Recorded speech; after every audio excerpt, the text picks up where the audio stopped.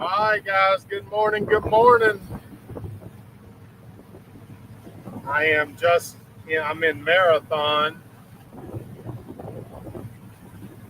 kind of police boat. And that behind me, if you can see, is 7 Mile Bridge. Right there, 7 Mile Bridge. So I'm now on the inside. Y'all hang on, little bump. Not too bad, not too bad.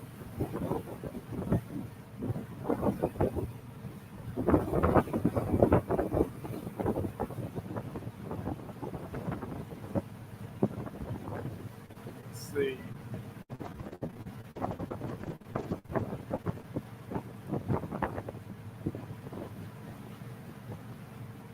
All right, good morning. So yeah, I'm just leaving, getting underway. Boot Key Harbor is right across number 1 there. Already some boat traffic out here. And I'm on the inland side because the winds are 10 to 15 on the ocean side. And I don't ever really run the inland side. So actually this trip, I plan on doing it more than I have ever before.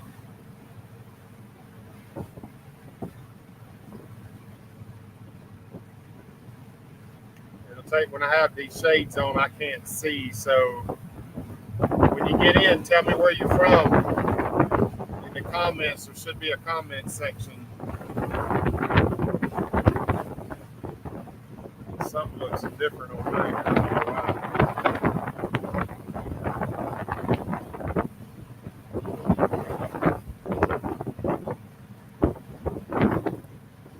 And y'all give me a mic test. Hopefully there's no wind noise. Hopefully you can hear well and see well. That camera, that forward-facing camera now, is not the tablet, but a spare phone that I got actually, and it seemed to be working pretty good. Morning, Jeffrey. How's my sound, Jeffrey? Hopefully the sound is good. It is a little windy today, but I could move my computer, but then you couldn't see behind me.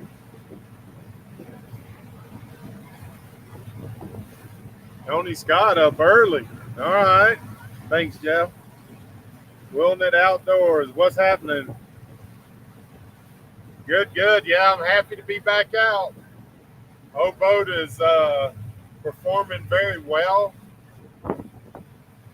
I think I'm gonna check my fuel consumption unless I had that wrong. It was up to 3 or 4, but the time before it was 2. But the motor is just starting to get broke in, so the fuel miles should get better and better.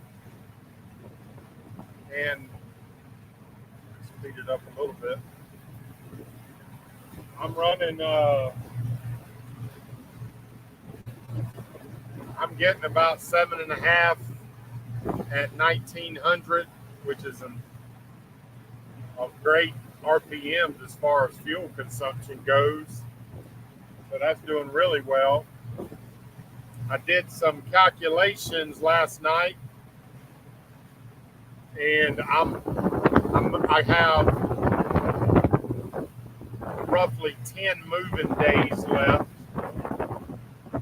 and I need to make about 200 miles, so that's only about 20 miles. I'm going to the, there's some things jumping my way.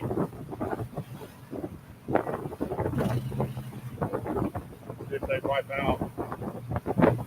So I'm going to Port St. Lucie, and for anybody new to the channel, in the first season, I came down Tampa and went in Fort Myers, crossed Okeechobee, and came out St. Lucie.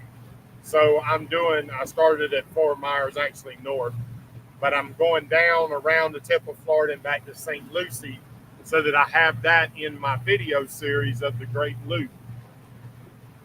something told me, and it was a good intuition, not to head north this year without knowing this boat. And I did have the first 5 days, or the 5 day crossing coming down. I had definitely had some challenges.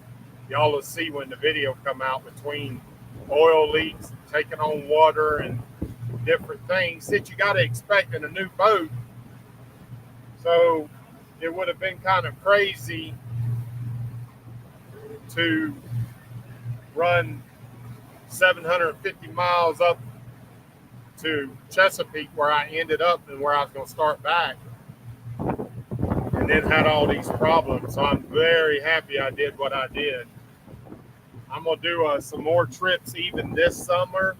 And of course, y'all know, or maybe you don't, when hurricane season hits, one of the major reasons for this boat being the way that it is self-contained, is when after a storm goes through, I'm putting in just as close as I can get to where the storm went in and head that direction. Of course, once it's calmed down a little bit, along with my drone and cameras, that ought to be freaking amazing.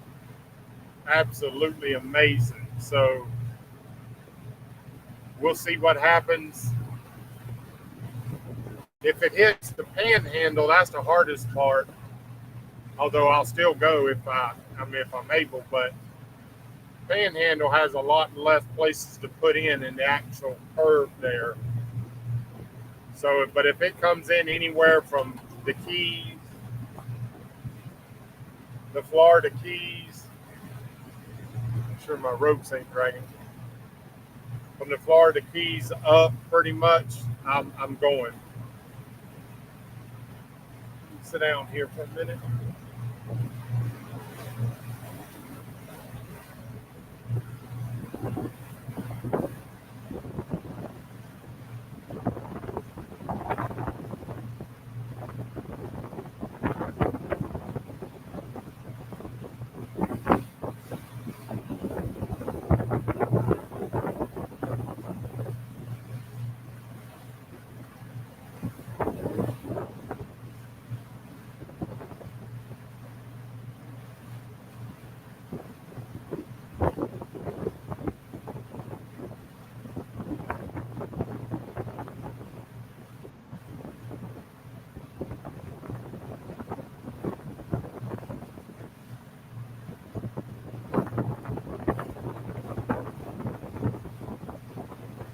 What you see off to the side.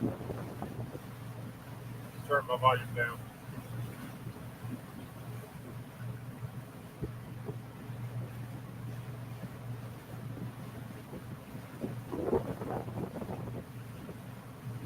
Yeah.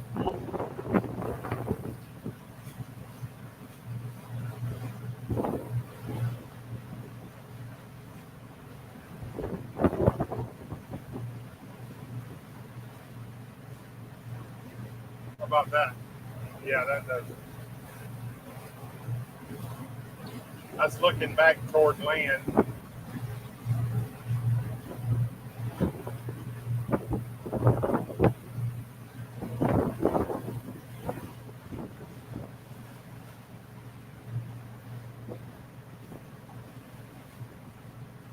That's what I'm seeing.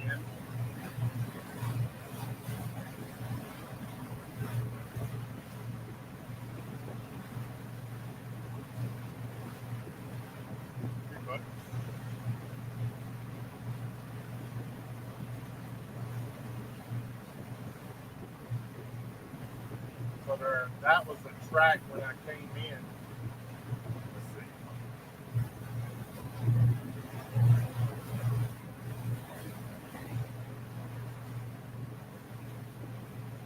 This was the track when I came in Saturday.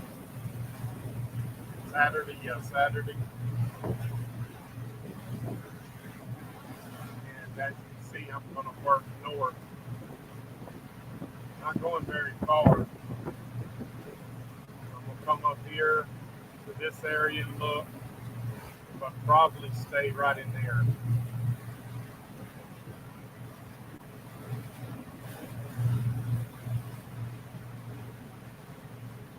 at my gauges, I run around 120 steady.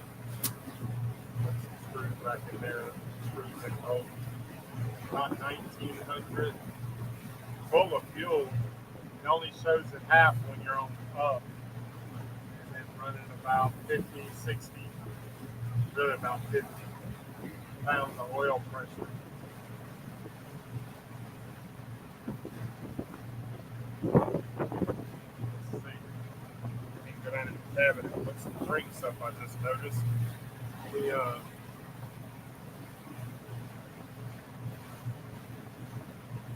Somebody take the helm. Let me go do that.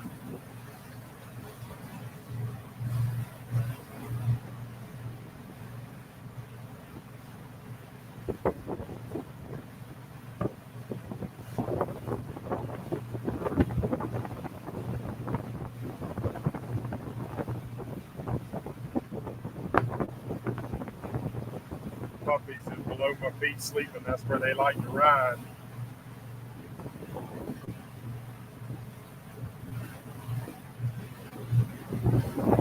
Michigan, what's up, Cap? Oh yeah, watching from work. There you go. Put in some watch time hours. Love it. Yeah, so I just left. Still in Marathon. You might be able to see 7 Mile Bridge behind me. I'm not sure. And I'm gonna go up. I'm on the inside, going up the west side. Go up about 20 miles today, something like that. I'll be done by, I don't even know what time it is.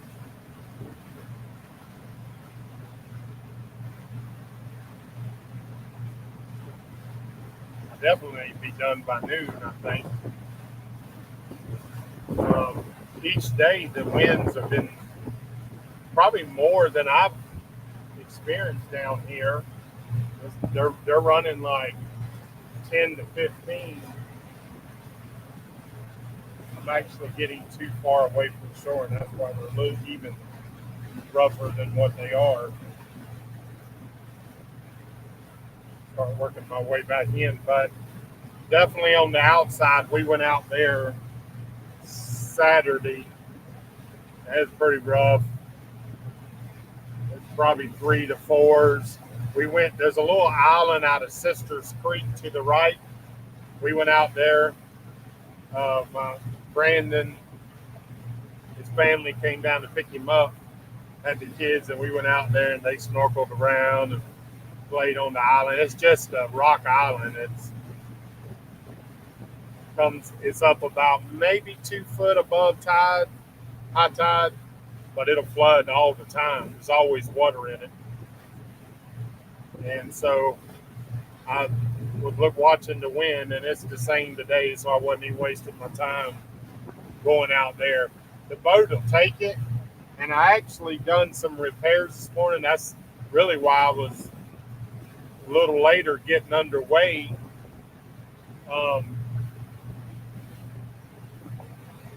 Was I done a few repairs. I told y'all I was taking on water. One of the pumps, the through hole is too low to the water line. Now, I don't know why they didn't put it up much higher. It don't make sense. But the boat wasn't designed for all the weight that's got on it. I basically turned a weekender into a cruiser. And some that will ask, well, why did you do that?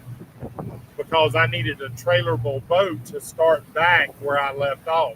I wasn't going to spend all that fuel going up the coast again. So that's what I did. You can go back, if anybody new to the channel, and look on my channel, see the videos. I bought the boat for $600. If that tells you what kind of condition it was in. It was rough. Had a foot of leaves in it. And I put a new motor in it. I put everything new in it.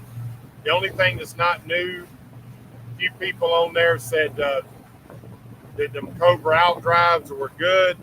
I've never had one, but so far I'm very happy with it. It has the easiest water pump change I've ever seen. Man, you can do a water pump change in like, probably could do it in the water, but it's super easy. But it's been performing really well. I'm interested to get back, check the oil, and see how, because it normally sets under the water line. Check the oil and see how it's doing. Um, but I am very happy with it.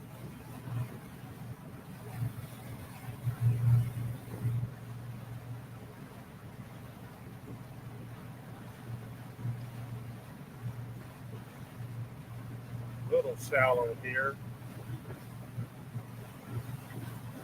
like 4 or 5 feet. We're at least quarter to half a mile offshore. I need one more phone holder, and I could have my other phone. Well, I actually do have my tablet holder, but I need to get. I'm gonna order me another phone holder because I use the phones as cameras.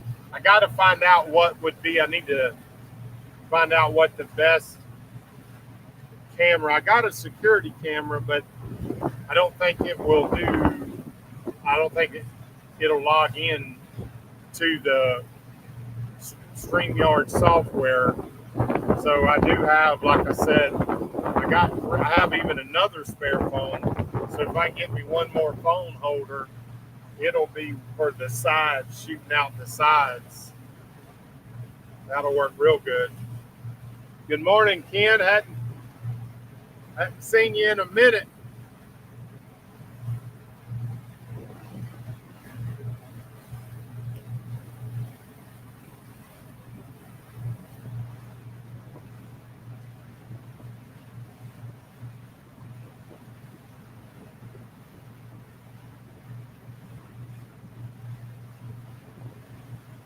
Can't see with no glasses on.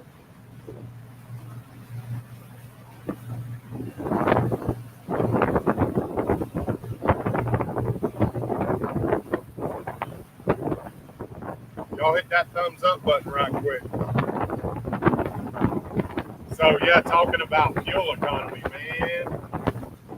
I'm so happy to be getting 2+ miles in a gallon. I figured the fuel cost for this trip alone would be around 2,000, and it may end up being around 1,200. I mean, we'll see, and I'm gonna post the numbers when I'm done. But I am super happy. I figured it at the old, which I expected it to get better than that, but the old good times rate, 1 mile to the gallon. But I know people are shocked. In your car, you get 15 is considered low. You get 20 or 30 out here, you get 2 miles in a gallon, and the fuel is much more expensive. It runs about high 4s to 5. I think we paid $5.69 the other day. It's expensive. Boating is, like I said, way worse than a crack habit. I spend way more money than a crackhead does.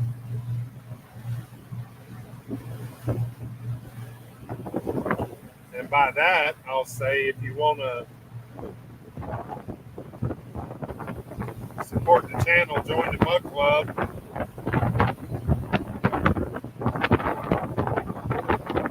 Here's the benefits of the Mug Club. When I get done in the evenings and I do a live stream just with them where they can ask questions. They're actually on the screen. You'll get, if you want to follow along in real time, you can get Live 360. I have the app 360, and you can follow the boat and see right where it's at any given time. You'll get content just the dolphins off. Did you see them? Right off the bow. There they are. Yeah, they're right on your port side there. Right in front of the boat, that one. That one might have been close enough to show them somewhere, but no, it didn't. right on the ground. They run away.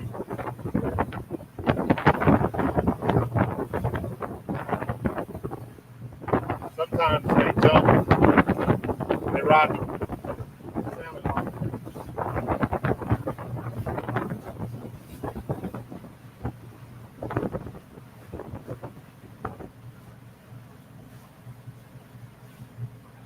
Let me switch these cameras to show you how clear the bottom is.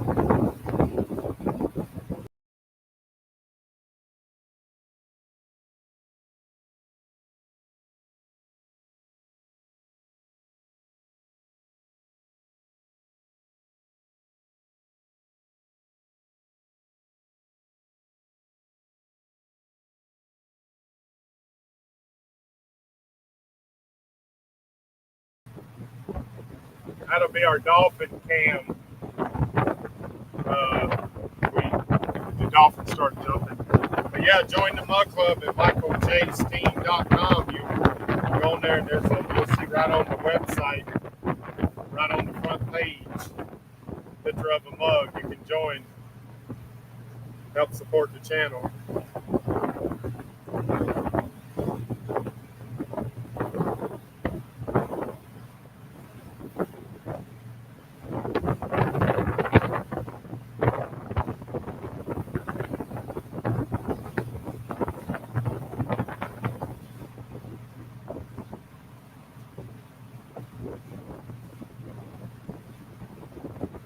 It says it's 7-8 foot, but it's not. It's running about 4.9, almost 4.8 to 4 to 5, I guess. It says it's 7 foot, but it's not.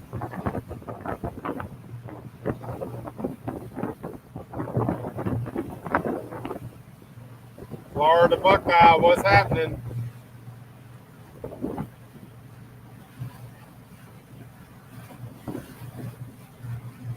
Morning from Houston, Texas. All right, so this morning we just left Boot Key Harbor. Let's go ahead and show you what I'm working with here.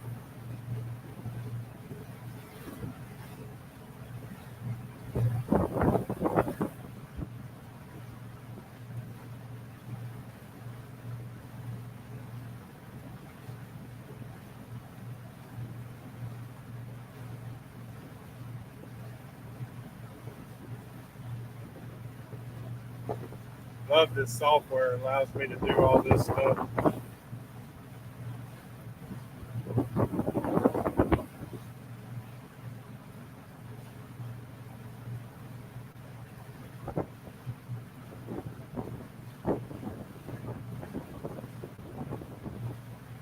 All right.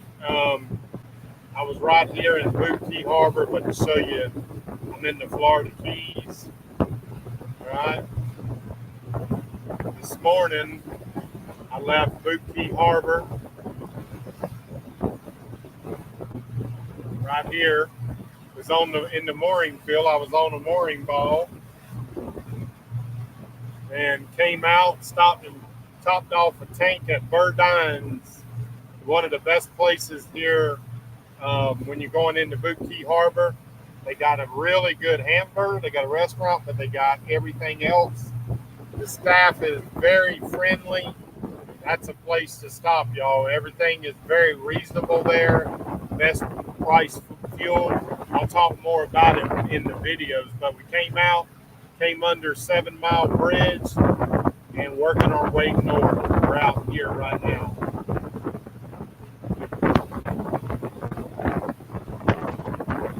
Actually, about now, probably coming up on the Baca Cut very shortly.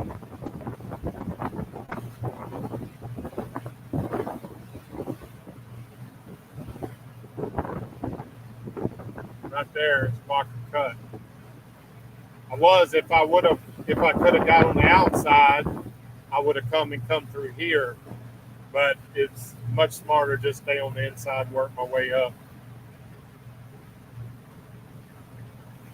See how close we are to that.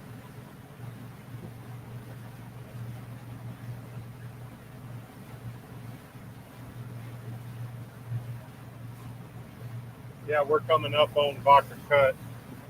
We're actually right there, right here.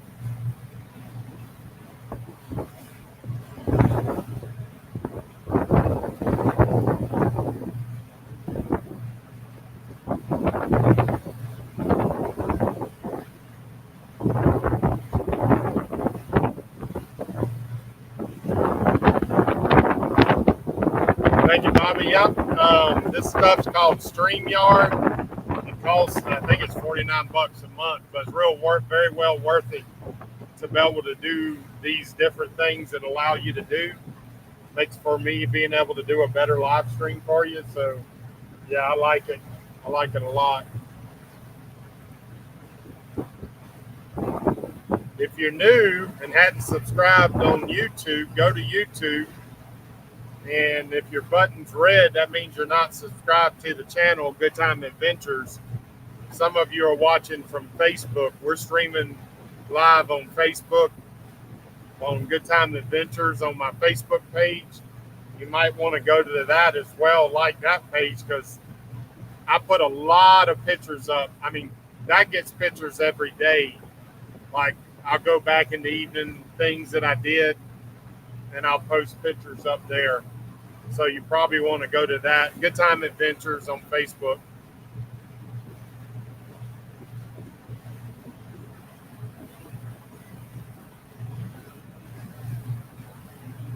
Pretty happy, though, to be out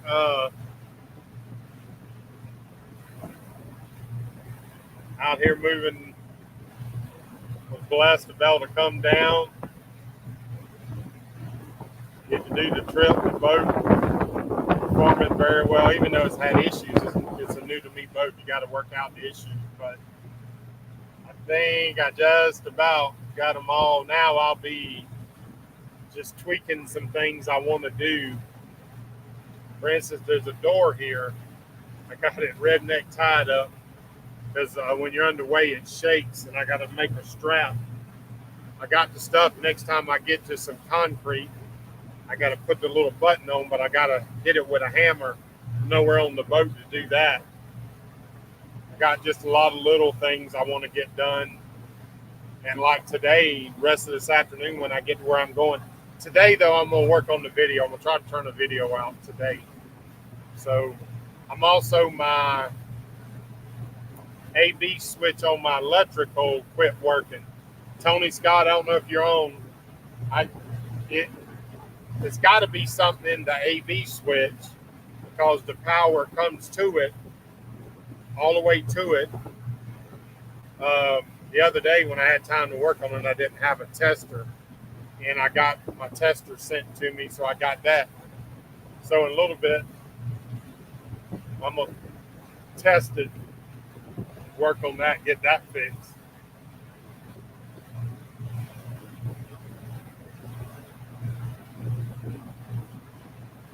Beautiful day in the Florida Keys. So all this wind's got everything all whipped up. The water's not nearly as clear as it normally is.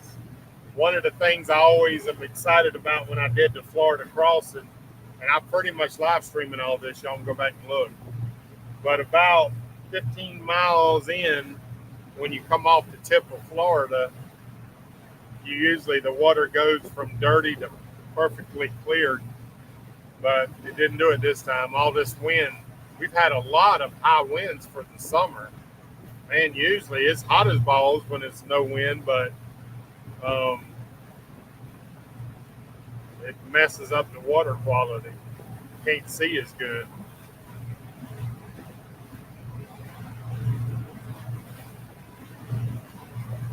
Let me sit down for a little bit.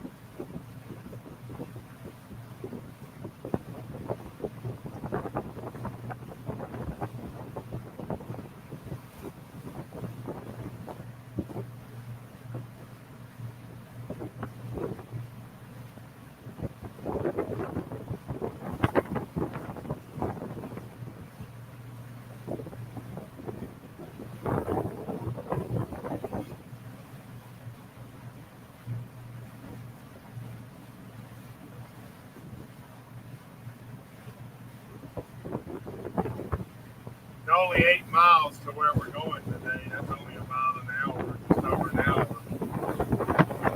It says I'll be there 11 o'clock. That will have been close to 20. I'm liable to work up a little further, but I want to see how protected it is.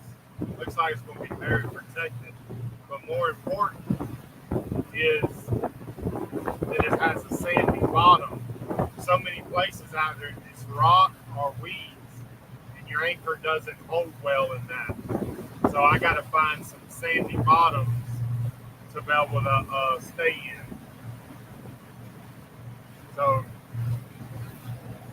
but I would like to be done by noon. I don't eat breakfast when I'm on the boat. I don't eat breakfast when I'm home. I do intermittent fasting, and I don't eat breakfast. I try to wait till noon. Seems like on the boat, so much stuff is happening. There's no problem intermittent fasting. In fact, I got to remember to eat. There's been 2, maybe 3 days. It was 5, 6 o'clock before I ever even snacked on anything.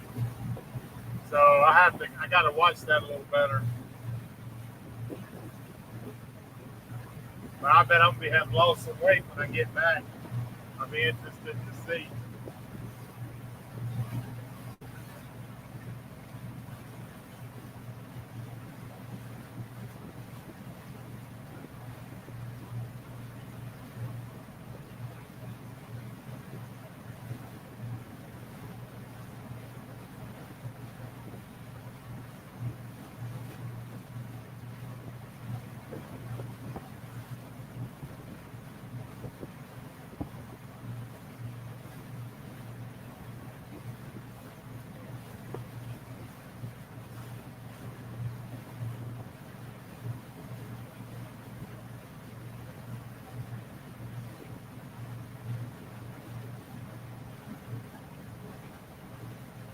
Y'all, if you have Facebook, if you want to help the channel, go to Good Times Adventures, just search it. When it pops up, there should be a share button. Hit share to your YouTube channel. Kind of helps out a little bit. More eyes on it.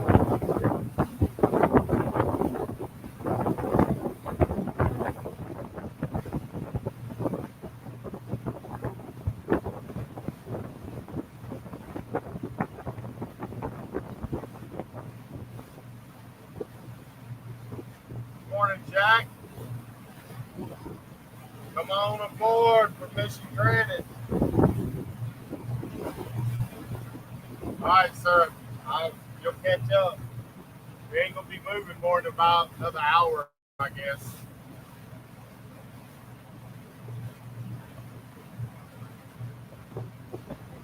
Beautiful morning. Love being underway.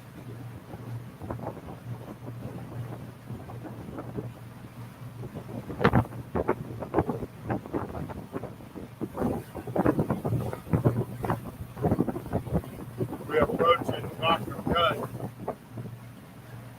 Probably about another 5 or 10 minutes. I'll show you on the map. Cut goes there. It's a bridge over number 1 Overseas Highway. For those that don't live in Florida, we got something that Overseas Highway that runs down through the Keys. It's Highway 1, which actually runs all the way up the coast, but it's a beautiful ride. But I got to tell you, the best parts of the Keys are seen in the water, not on the road. The road is all the tourist traps. You got to have a boat down here. Get out, get in the water, see all that the good Lord provided.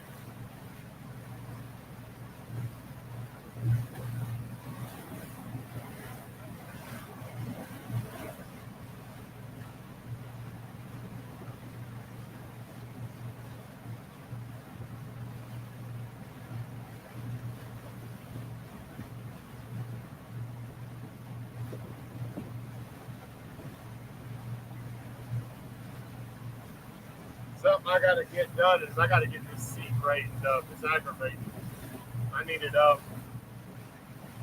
at least 6 inches more. I feel comfortable with it up 6 inches more. Notice I'm having to stretch really to see.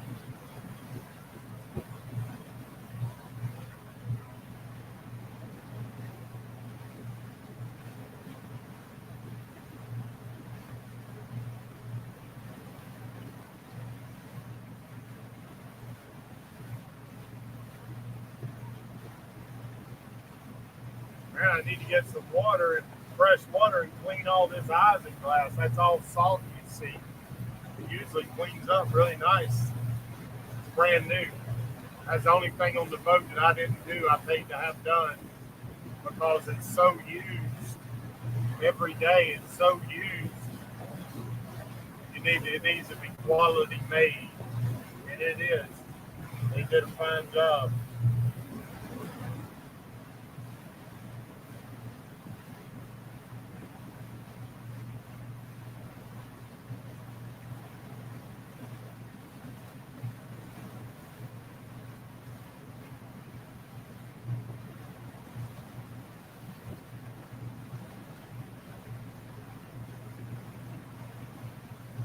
Thanks, Jeff. Appreciate it, brother. All right, I'm just show you. I got the software to show you. I can show you better than I can tell you.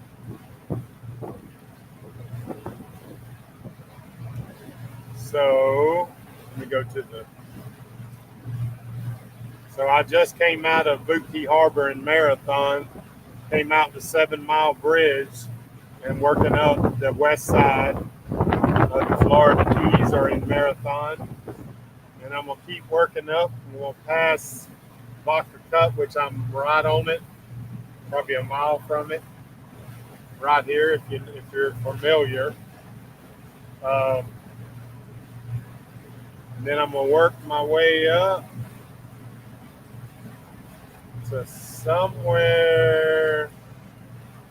All right, so that's too far.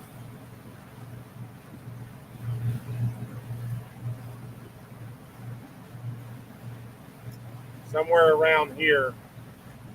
I got to find some good sand, possibly here.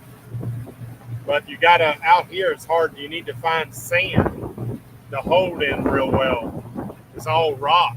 It's hard to get your anchor to hold. Plus, I say rock is coral, and often the rock is old coral, but you don't want to be anchoring in any grass, or you get fined for tearing up the seabed. They don't play down here either, and I don't blame them. You see where people cut through the grass because they don't know any better all the time. It's crazy, and they're tearing it up. But yeah, that's where we're going. What's up, Trevor? Yep. So you can see there off in the distance how close. I'm just running about half a mile. Not even half a mile, quarter mile right now.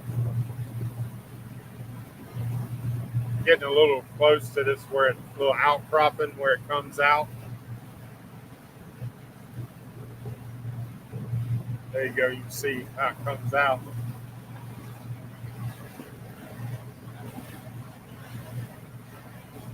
I think if I was going to live in the Florida Keys and had my chance, I'd probably want to live in Isla Mirada. I like it the best. But I'd probably want to be on the bay side. Water's a lot calmer. When storms come,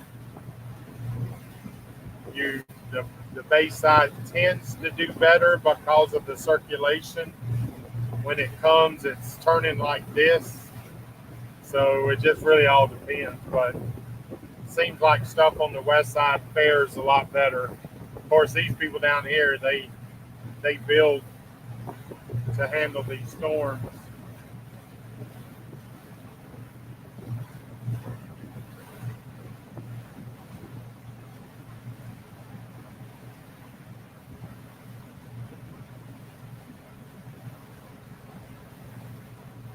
This is called Stirrup Key. We're approaching Stirrup Key.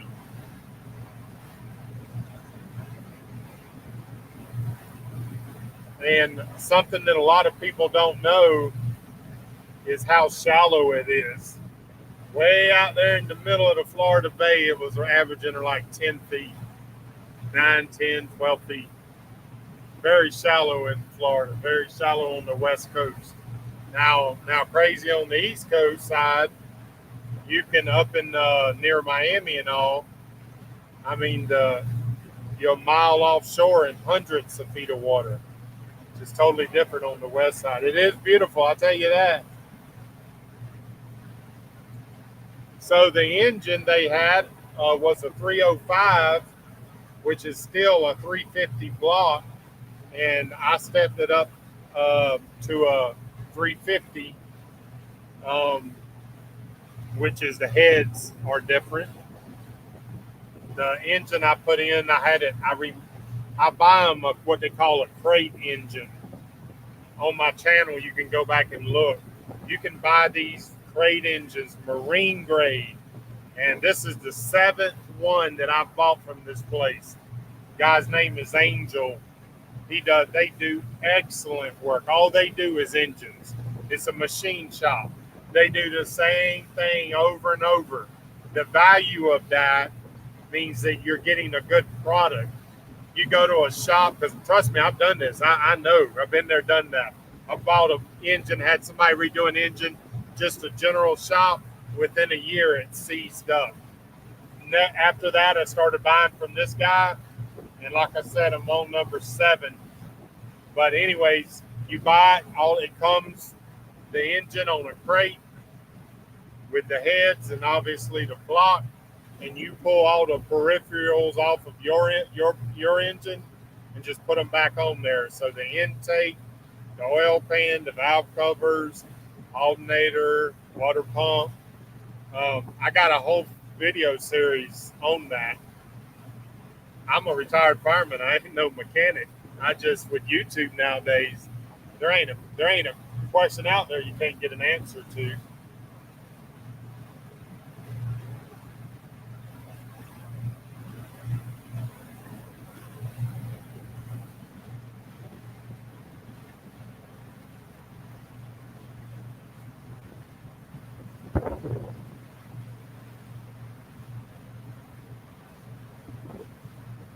Yeah, really, right around this corner is Vodka Cut.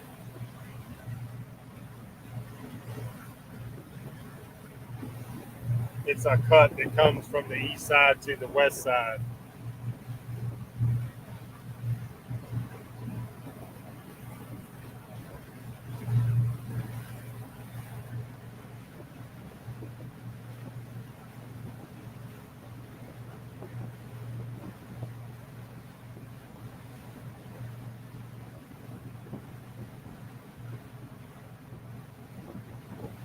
Y'all don't realize if I got the puppies with me, they're in their traveling mode, which is sleeping under my helm chair. That's where they like to sleep. I think they get a little seasickness. They hadn't thrown up or anything, but I noticed the other day they were up front though, and I had made them move back here because it's the bumpiest up front, and it was a lot bumpier than it is now.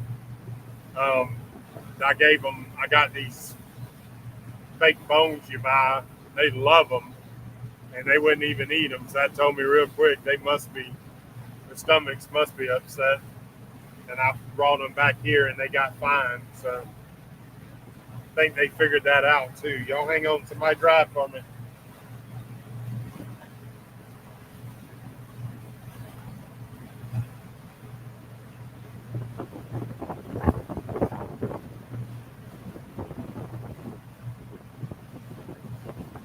Oh, I also changed the oil in my generator this morning.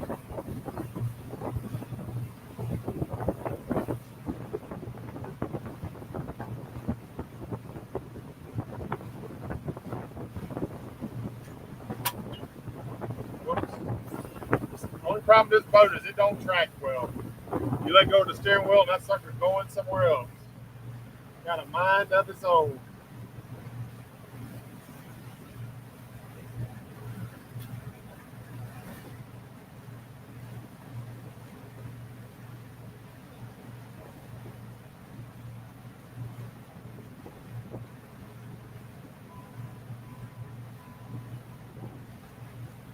Turn my radio on so I can hear any distress stuff.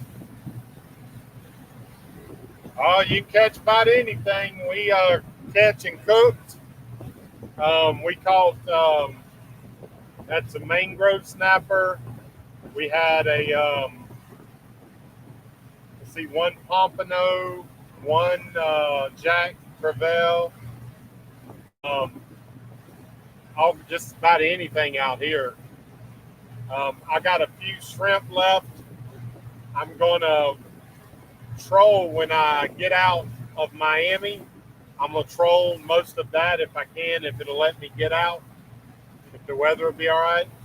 I'm going to get out and troll. And you out there, you liable to pick up a king or anything. Of course, you could catch dolphin or anything, but I won't go out and work the weed lines. I'm traveling. I'm not fishing. So, but yeah, you can catch about anything out here. Of course, if you fish on the bottom, Brandon, fireman friend of mine, was on the boat. He, if you fish on the bottom and it's anything later in the afternoon, you're going to catch. Bring a boat coming right at me. Turn on him. It acts like you don't care. No, you finally turned. It's how collisions happen. Catfish keep taking your bait, keep catching them. Sea cat.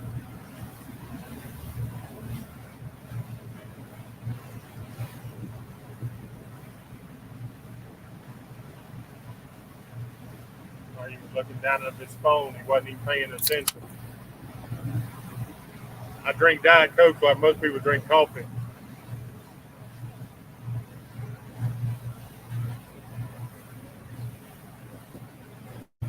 I realized there for a few days I was dang near dehydrated because when I went to bed at night, I didn't even get up and pee at all, which meant my body was pretty close to snapper for sure. Of course, I eat about anything. I ain't scared.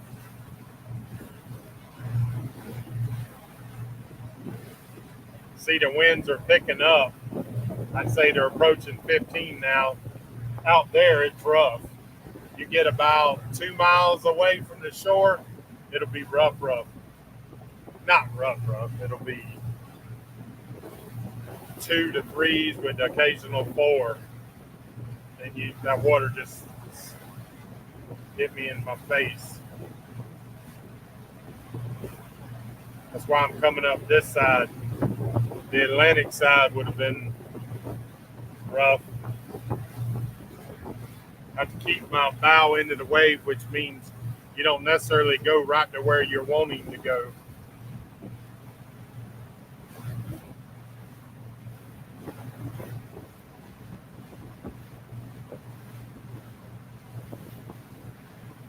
Yeah, we're pretty much passing Baca Cut right off here about 2 o'clock. That's why you're not seeing some boats that are coming from the east side. I wonder if this thing will, see if this will work. I'm pretty sure it will.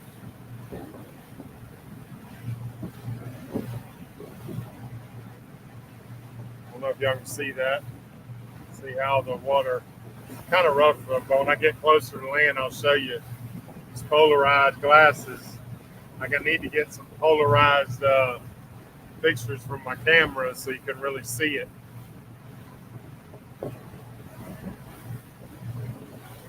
Oh yeah, see dolphins. Just saw some just a few minutes ago. If you go back and look, they were right in front of the boat. I'm talking 10 feet in front of the boat. I thought they were so close. I thought I'd pick them up on the sonar. But yeah, you see a lot of dolphin. On the west side, you see lots of manatees. Not out here. When you get out way out like this, you see dolphins. You won't see many manatees out here. But any of your inlets, any of that, you see them. You pretty much can't come down the coast not see dolphin and manatees. They're everywhere.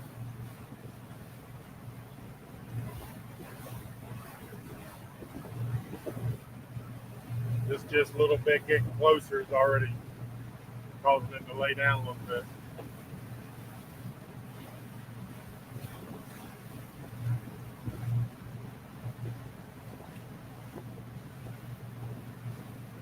Pretty sure I've totally solved my water problems now, I hope. I put in a check valve this morning so the water can't come back in that through hull. So I'm interested to see how that's going to work when I get in rougher water. What happens is when you're just running like this, it's above the water line. If you're sitting, it's above the water line. But when you get into big waves, it goes up and it goes below the water line. And the pressure of the water forces it in and comes through the pump. I don't know why every pump doesn't have a check valve. It should have a pump. That should be standard. But plus, they should have put this darn through hull 6 inches higher, easy. All the through hulls on this boat can be underwater in rough water, and usually are with the bouncing.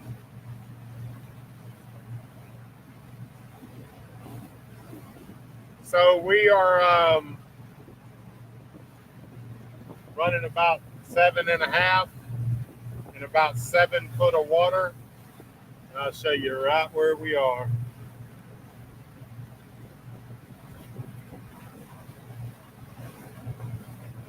We are passing. We are right there. The Vodka Cut's right off to my right. So we are right here. We just went around the tip of that island where we came around. I'm kind of coming back in a little bit to calm the waves down. And then I'm going to work out around that point. It says to where I'm going to go look at. It's only 5 miles to my destination for today. I said earlier I had done the calculations, and for the amount of days that I got left, with about 3 days sitting, I still only need to do about 20 miles a day to make 200 miles into Port St. Lucie.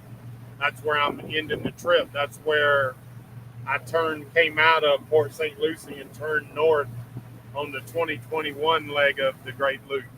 Anybody new to the channel, if you go back and look, there's a full video series up all the way to Florida-Georgia line, and I'm going to complete the rest of it to Chesapeake, and I've already started on it. And what I'm going to do on that is the state of Georgia and South Carolina is going to be in 1 hour video. I'm going to condense it, all the good stuff. And then the state of North Carolina and Virginia is going to be in the last. And you'll see where I hit stuff in the Dismal Swamp, damaged the boat. And that's where I hauled the boat out. Good Times OG, a 32-foot Carver aft cabin. And I hauled her out. It's in 21. And I got sick, almost died, got healed. The good Lord healed me. I'm talking about I was walking death. You can see the pictures. And I'd sold the boat because I thought I was dying. And long story short, after about a year or so, I started getting the bug again. And started getting better, getting my strength back. And so I started thinking, what kind of boat? Well, number one, I wanted a project boat. I wanted a project boat so I could totally redo it for the channel to show people that you can buy a boat, remodel it, for way less. This boat new, this style boat with as much room, mini cruiser I'll call it, though it's not sold under that, but I turned it into that. This boat right here new, you won't touch it for under about 150 to 250, and I got 20,000 in it with everything new, all the electronics, everything is new. So it can be done. You can get a boat if you're will do the work yourself.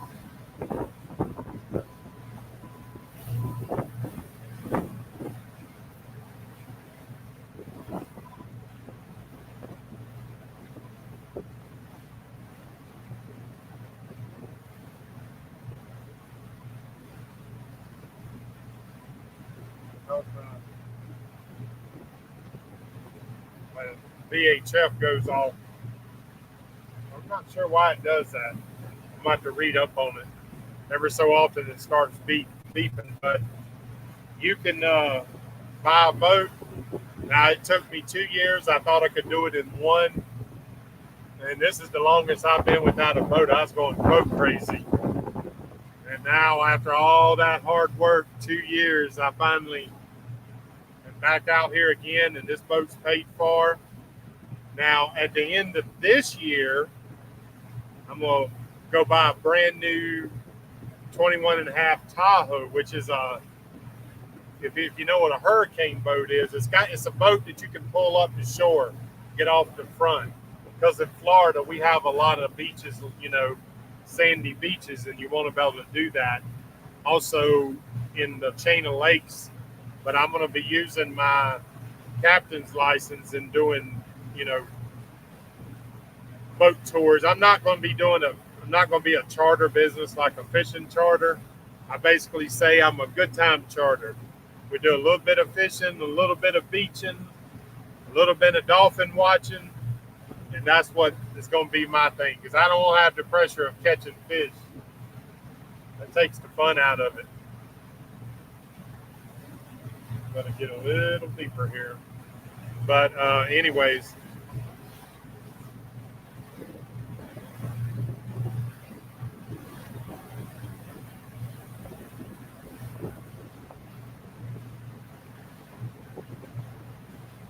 oh, okay. Well, I can tell you, we got the big sharks here. We even get white sharks. We even get white sharks in the Gulf side, but not that many. There's channels you can go on and on websites that they're tracking them. They have transmitters in them, but we do have some big freaking hammerheads. So I'll tell you a story up here where we're going, heading in that direction. Get a sip.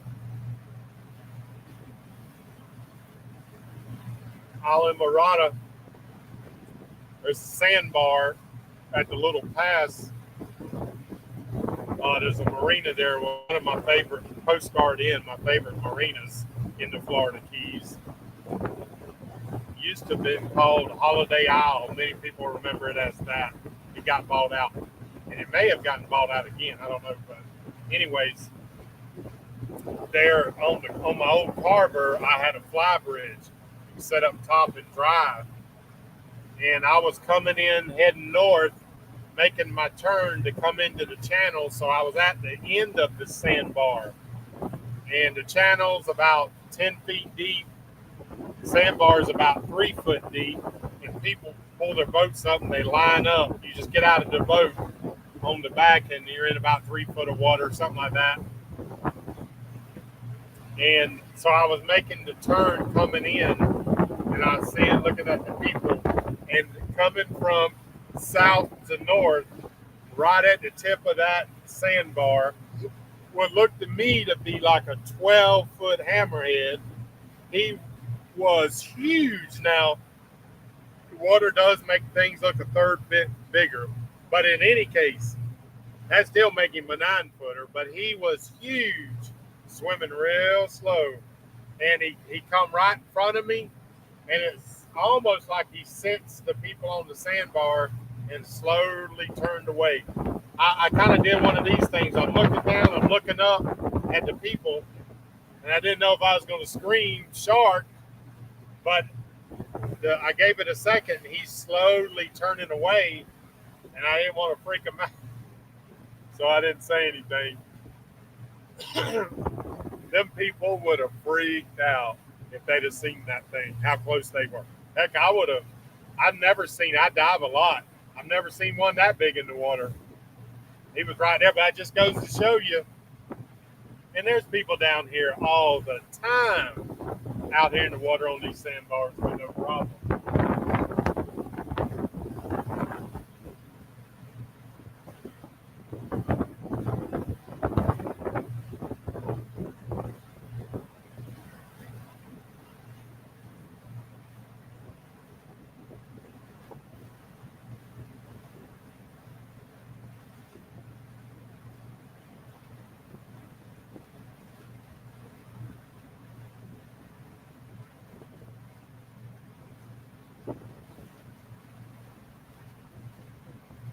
Yeah, someday, Trevor, I want to get over there to the UK and do some diving.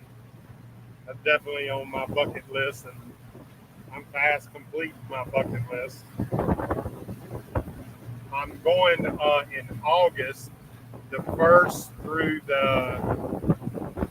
1st through the 10th, I think it is. I'm going on a mission trip with my church to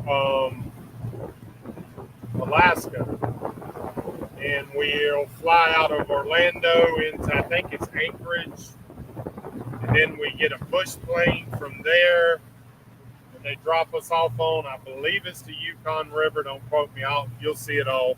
We'll have my cameras, and then you take a boat and you go up the river for 3 or 4 miles to where this missionary builds cabins for the youth. Apparently, the native people up there have high incidents of suicide. So they build these cabins, I guess, for kids to come to, place, to try and combat that. So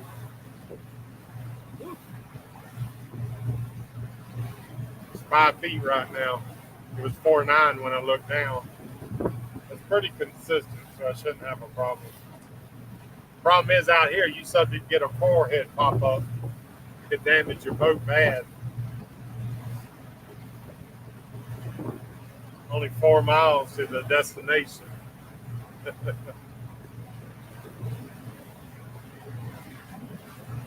Joe, what's up? Yes, sir, it is. After a lot of work, I tell people, I think I'm just guesstimating. I should have freaking kept up with it. I think about 2,000 hours in this boat. Last thing I got to do is the outside to paint it. So basically what I did is all the stuff to get it seaworthy. And then the last boat, I did it backwards. I got it all pretty and then started working on it, and that was a mistake because I messed up some of the stuff I did. So I did it the other way around. So I'm going to paint the top side. Bayliner did the bow rails are 316 stainless, but all the fittings are not. Every one of them are rotten, but I have them. I have all of them on the boat. I was hoping I'd have time to do some work and change them out, but as of yet, I've not had the time really. Yesterday was the first day that I've really relaxed. I pretty much relaxed all day. I didn't do anything, but I want to do the outside. I'm going to paint the inside in here. Do one more piece of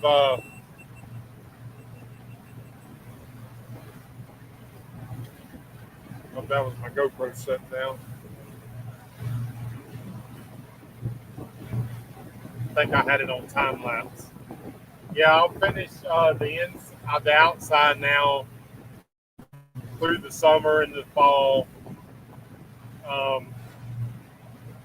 But definitely going to be storm chasing. I'm super excited about that.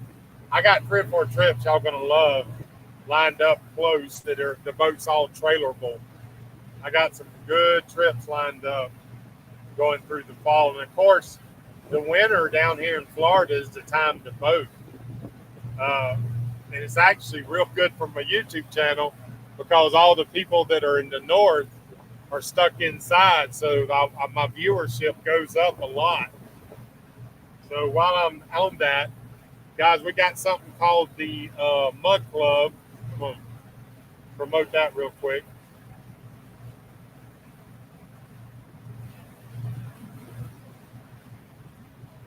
The Mug Club is you join that, $79 a year, and you get a mug. And I think I'm gonna run the special again, but I'll stay tuned and we'll see. But you join the Mug Club, you get interaction with us online in the Mug Club group. So whenever before we go live in the afternoons, I send out a link to them and they come on and we're actually on here talking and interacting. They can ask questions. You get real-time 360 location of where the boat's at any given time, and you'll be part of the community of the Mud Club. But you also are supporting the channel. I mean, as y'all know, it's expensive out here. You get about 2-3 miles to the gallon. Thousands of dollars in fuel. This kind of helps out. So if you're enjoying the channel and you can afford it, no worries. There's going to be lots of free content. Just some people want a little bit more access. And if you want that, y'all check that out on michaeljsteen.com. Now back to the regularly scheduled live stream.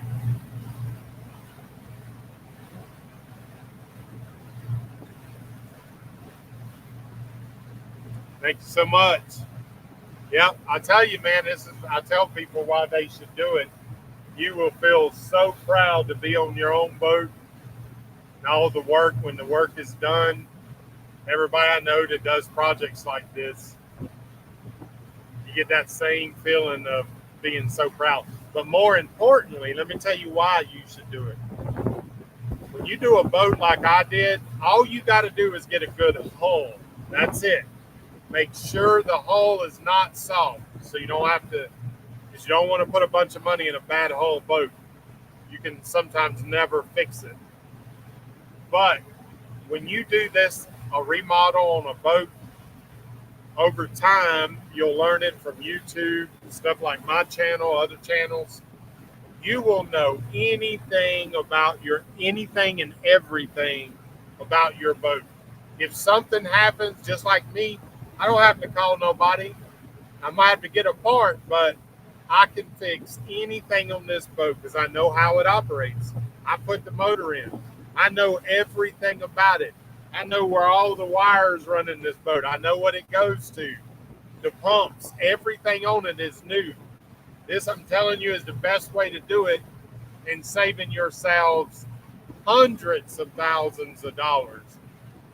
So if a man wanted to do the great loop, I would suggest, unless you're retired with a good bit of money, where you can do it straight, buy you a biggest trailerable boat that you can handle, so that you can trailer. And that way, the reason for that is a lot of people can't do the loop at one time. And if you don't know what it is, go back and look on my channel. I got plenty of videos about it. You can then do it in increments. You can do like this, the mini loop, in a few weeks. And over a period of summers, you can have completed the great loop, especially if you live in central part of the east side, I guess, Tennessee, places like that. You're not so far. But even at next year, for sure, based on how well this boat is responding, except I'll have some auto steering for next year. But based on this, I'll trailer the boat back to Chesapeake, Virginia, and start back up Chesapeake, Virginia. Now, probably sometime in that period, I'll put it in a marina and fly back a couple of weeks and then go back up, do it again. I do have a business, and so that's how I fund most of this stuff. because YouTube don't pay enough. That's for sure. If it wasn't for help from muck lovers, but I mean, it just comes out of my pocket. But what I'm saying is, you can do it over a period of time. And I'm going to show, I got a video. Tommy just bought a brand new, I think it's a 36 foot. And I did a little short video on it because I'm going to do a section. And I haven't come up with the name of it. So if y'all want to work on this, drop a comment. But I'm interviewing people with different boats. So when I go to marinas and I see a boat design I like and I think would work, I go and talk with the people and interview and kind of show the boats and get the pros and the cons to that boat. But my advice is go on the smallest boat that you can go on. And the reason is people have these grand plans. And trust me, I've talked to so many of them that it didn't work out. I get calls all the time, people asking, talking about it. And they're going to buy a big 40-foot boat. And they got 2 or 3 people they're going to go with them. I get this over and over. Well, number one, they look for a 40-foot boat that's in their price range, which is usually under $100,000. And a boat that's a 40-foot boat under $100,000 is a very used boat. And I'm telling you, don't buy a boat like that without replacing the engines and expect you're going to do the loop on it. It's going to just cause you problems. I said it last year when I started, or in 21, on Good Times OG, those motors, I replaced them. So I knew what I was dealing with. You're just going to cause yourself a lot of heartache and breakdowns in places where you're subject to the whim of the people where you are. I encourage you to buy a small or a brand new boat. Buy a brand new boat. This is one of the cheaper ways of doing it. But it may be a year-old boat, I'd say, not even a brand new one, because there'll be things that's got to be worked out. If you don't have the money to buy a $500,000 boat, figure out what the boat that you could do, 1 year old is, calculate what the payments would be on that for a year, put that money in the bank, including your down money, and save up then your gas money. Now you got a nice boat, cash money, and when you get back, you sell it. You get back and you sell it. That's a good way for the non-mechanical person to do it. Or find somebody like me and come ride along with them. And I will do that on the next one. I've had people on this one, but and I will when I start back. That's another way of doing it. But I'm telling you, and here's one other thing I want to say. I'm going to do a video just about this because I keep getting this all the time, and I don't like to see people lose money, is do not buy a project boat. Do not buy a project boat that is not setting in your yard. And I mean in your yard. Now, I know that knocks a lot of people out, but let me just tell you, a friend of mine just gave me a boat that I'm going to do a giveaway on this channel over the fall. We're going to do it. Probably some kind of public safety giveaway or military. But we're going to finish redoing that boat. It's like a bass boat thing. Because the same thing happened to him. It was sitting at a storage facility, and he would try to go when he had time to work on them, and it didn't work out. I've seen people that had boats sitting over on the coast, and they lived an hour away, and they think they're going to have time to work on that boat. Well, if you're working, you do not have enough time. It's hard enough, especially if you got a family. It's hard enough to come home from work, 5 o'clock, get something to eat, have the energy to go out, put an hour or two into your boat, and you're not spending the time with your family. That creates a problem. That can get you divorced. But if you got to go home, get your tools, go to wherever the boat is, start back opening everything up, getting back on your project. I'm just telling you, you're a better man than me if you can do it. And you're a better man than most, or woman, because it just doesn't work. I've seen so many boats get bought and sold due to that reason.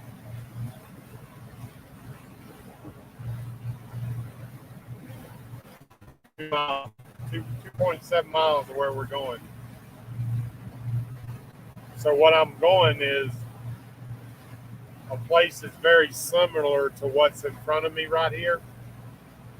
You can see the land. I'm going to go over and get right up to it, but just around this corner, I think. But I don't know if y'all can see that land jetting out way up there. That's where it's at. And then get up, I should be out of the wind. The wind's predominantly out of the east, southeast. I should be good for the rest of the night.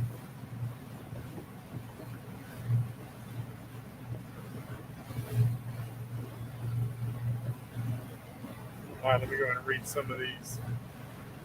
What do you do if you break down out in the ocean? Well, number one is don't leave your dock without some type of tow service. I got Towboat US, and we'll see if you can see. Oh, trash bag's in the way. Well, there's a kicker motor back there. That would be ideal if you've got a single engine boat. See, Good Times had twin engines. I regularly had problems and would break down. One engine would stop working, I'd just keep running on the other. But since you got a single, it would be smart to have a little kicker on the back. That was one of the reasons I like this particular Bayliner model. It has an integrated in the platform motor holder. And then I put on a thing that'll take it further down in the water. So if need be, and I break down out here, it'll push this boat about 4 or 5 miles an hour. I just turn it up, and it's got a lock, and then I can steer it with the steering wheel. And then when I get to where I'm going, I can just dock it with that motor. So that's number one. But number two, if I wouldn't waste my tow if I didn't have to, I'd do it myself like that. But Towboat US for less than $200 a year will tow you anywhere in the US, inland waters and ocean, within 25 miles of a dock or a point to get repaired. Best $200 you will ever spend. Over the years, I've used them 3 different times, and they renew me every year. I'm into their pocket big time. So I suggest you have that. Thank you, Trevor. This boat is a 2450, so 25 feet overall, versus my last one was a 32 foot, and it was really about 35 foot overall. Now, I've been telling people I am going to get another big boat. This boat can set in my yard, not cost me a dime because it's paid for. But that new boat, but I'm also looking. I'm not like really looking hard, but I've been keeping people send me videos of free boats all the time. They're sitting at a marina and they're costing people money, and they're not running, so they can't even take them out, and they'll give them to you free to come get them. Well, I'll get one of them and bring it back to Polk County to my yard where I can, or my farm, in the farmyard, and I got a big old engine hoist that I made. If y'all hadn't seen, go back and look. The power pole for the property, the power, I put up another power pole, and then I span that with some 2x10s and 2x6s. And that's what I lifted the motor out of. Shoot, I lifted this whole boat up with it. So that's what I'll do, and I'll slowly do a remodel on that one. And that one will stay when it's complete. I'll take it and put it back in the water. It'll stay over there. There's something really nice about having big boat like that at the marina. And the reason is you can just go over there and jump on it. Everything you need is on it because you keep all your stuff on it. It costs you about $400 or $500 a month, but it's like staying at a condo.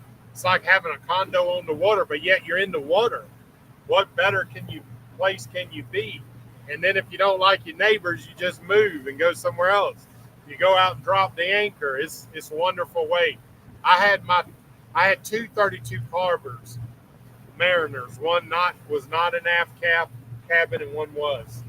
Great boats. I strongly suggest if you want to buy a boat, buy one of them. But I kept them over in Ruskin, and I moved them around. I brought them down here to the Keys, stay a month down here, and then up to the east side. I kept it in Fort Pierce, kept it in 3 or 4 places in Tampa Bay.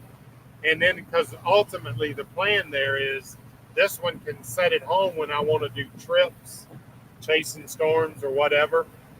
But then I told you I'm buying that new Tahoe. I'll have it's a run of, it's like a little center console. I'll have that I trailer with me when I go. I stay on the big boat and then go fish out of the small boat. That's what I did before over. I had a 19.5-foot center console when Good Times wasn't running. And I didn't need it to run because I had the small boat. I was working on it. It took me a year or two to do it. But I had the place to stay when I was there. Now that would cost me around $700 a month between the Carver and the smaller center console. That was a little expensive, but it was well worth it. It was well worth it. My kids grew up going to the boat on the weekends. Man, we've had so many good times over there. It's crazy. That's where the boat names come from. Yep, got to have plan B, bro. Always working. Always have them goals. And if you do a boat project, you need to learn to enjoy the process of the project.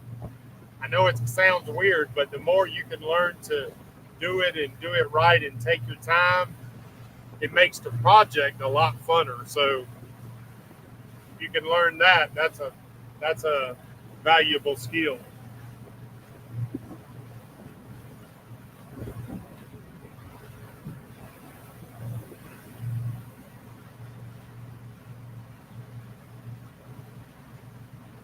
My little area here, it's a little shallow. I need to work my way around it.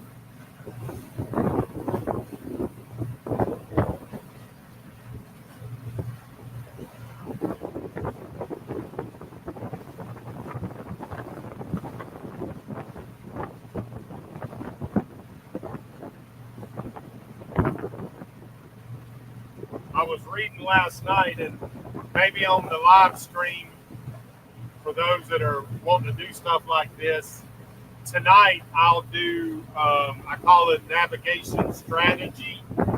So I did that this morning and last night. I didn't show it, but I will tonight.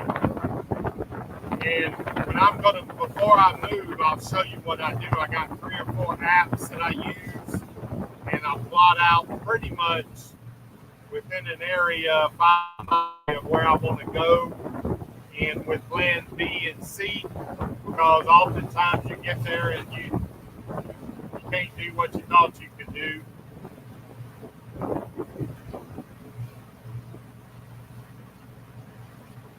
Lot of fish on the bottom there. But yeah, pretty cool doing navigation strategy. You're always watching your weather. You'll learn tonight. I use the apps I use. I'll talk about them tonight. They're very tried and true. I usually never get caught in storms. But here in Florida, we got special weather patterns that you got to be aware of. And I'm sure you do wherever you live if you live near the water. And I'll tell one story tonight. of why you need to know your weather patterns because of how dangerous it can be if you don't understand them, how the weather works. I understand it. I know when a cloud is building, I know why it's building, and I'll explain that to you. It's important that you know that because you can get caught in some this. We call it getting caught in some sporty weather, but it can be dangerous weather. We get people every year in Florida here go missing, and if they get caught in that, and it sinks their boat because they don't realize how fast and how bad it can get.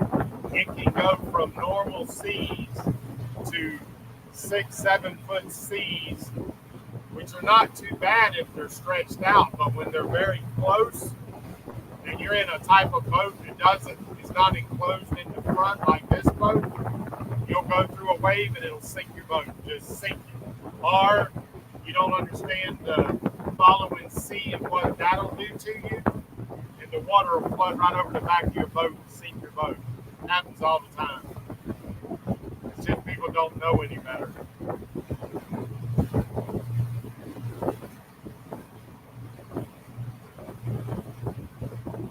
But we'll talk about that on the live stream, navigation strategy.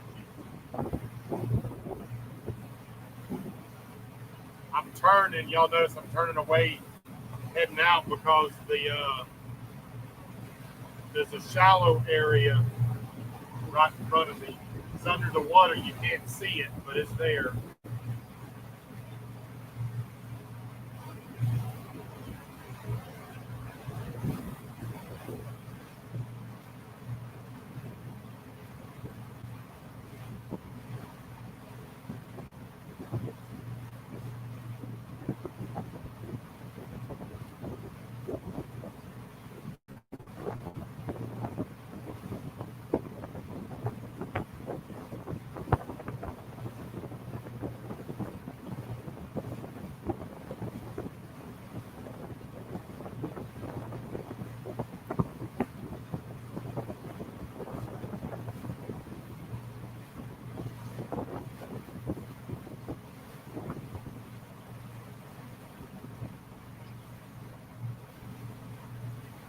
Get calls all the time, and they look like they're local calls, and they're not.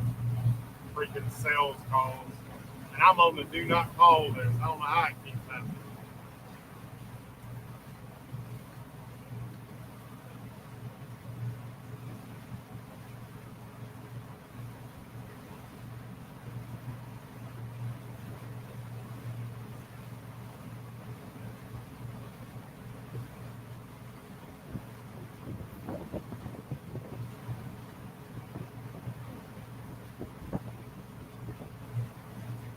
So I checked my alternator, spare alternator that I had at the shop. I had somebody drop it to me or Brandon's wife, when she was picking up Brandon. I thought I had one, and I did, but I checked it this morning and it don't work. So I have a new one delivered. It's at the farm, and there's some friends from church coming down, and they're I'm gonna have them bring that down. So I'm running right now with a non-working alternator. It's not working, but the reason it's running is I don't know if you can hear the generator running in the background. The generator is hooked to the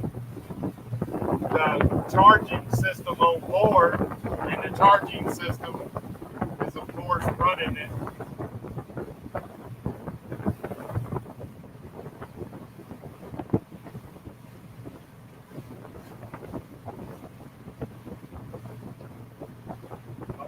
Shallow area, the clouds, the sun came out and made it look like white sand under me. So yeah, I'm running right now on the wing and a prayer, but I crossed the whole Gulf doing that. So should be fine.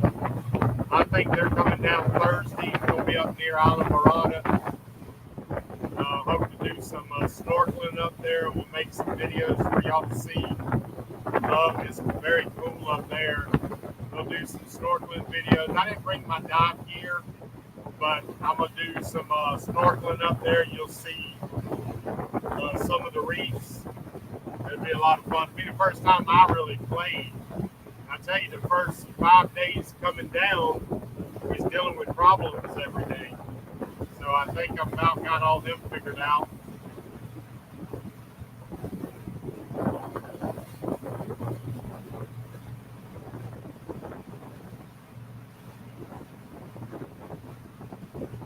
I got to work out here about a mile.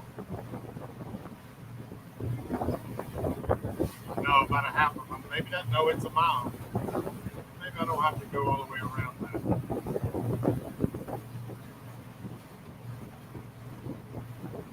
Let me look at my navionics. See if it.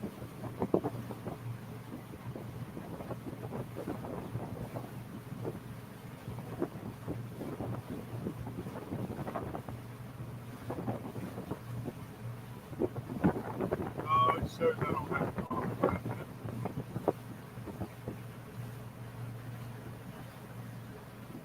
Marker out there is showing. I'm gonna have to watch this depth a little bit here.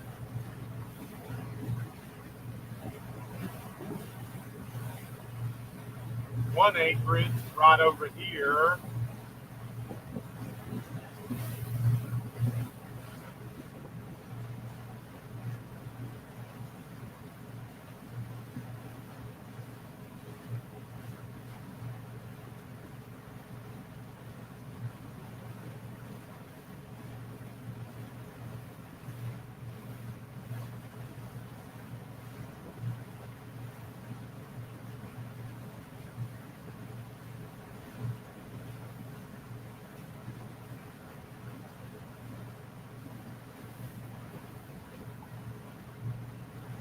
So I have a backup navionics on both my phones, on my tablet, and of course you've got to have a primary system, which is a Garmin. Mine's Garmin. The reason I like Garmin, they bought out navionics, but you've got to have multiple systems in case something goes down.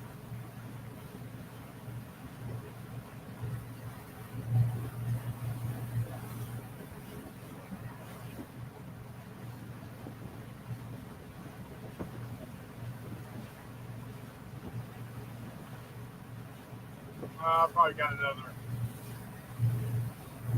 That was wrong. That was too, that light there. Needed to get around that light. So I got probably a little bit.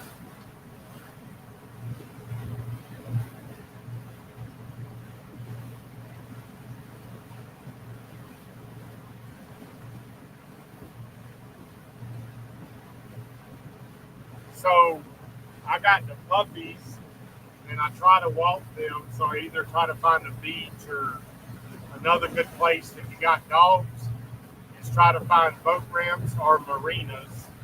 Problem is I'm full with fuel, and so I'm not gonna buy fuel. But you go in there and buy something and usually walk the dogs. And I'm gonna search for boat ramps near me.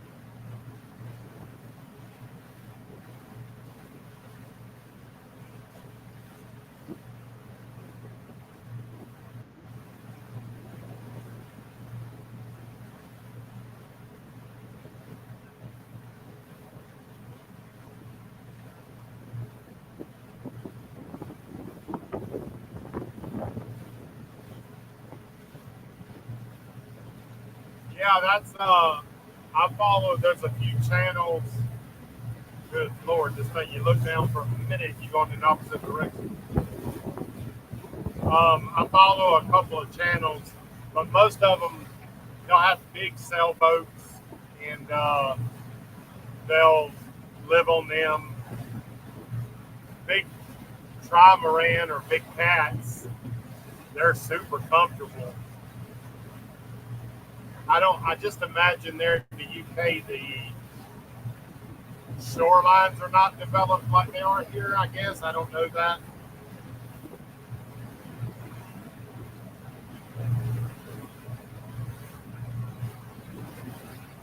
Yeah, I don't know.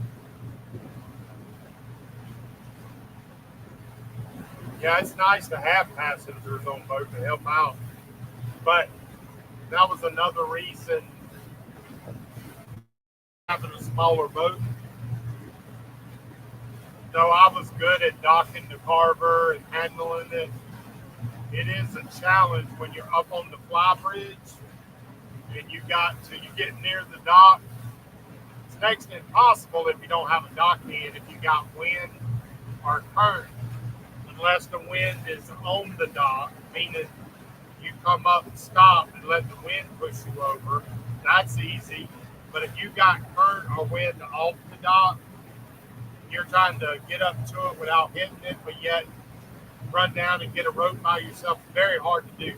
This boat, I have it set up where I can pull up to the dock and take my rope and whip it around or just step out the back. So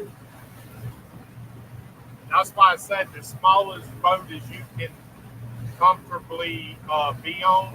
And I'm going to show y'all on this trip how I got this set up. Nothing extravagant, but it works. It gets it done. It's good enough, for sure. Like I found, you don't really need a lot of space. All you need is an area to sit down, which is my bed. My cushion's turned into a sitting area. And then at night, I put the cushion in, it makes it the bed. Roll out my bedroll. Past my bed, right beside me is the galley. One cabinet with a sink. Works good. Got the head. 2 steps from my bed is the head to use the bathroom. Super easy. It's big enough. Big enough, but it's easy to dock. That's what you need. Most people need.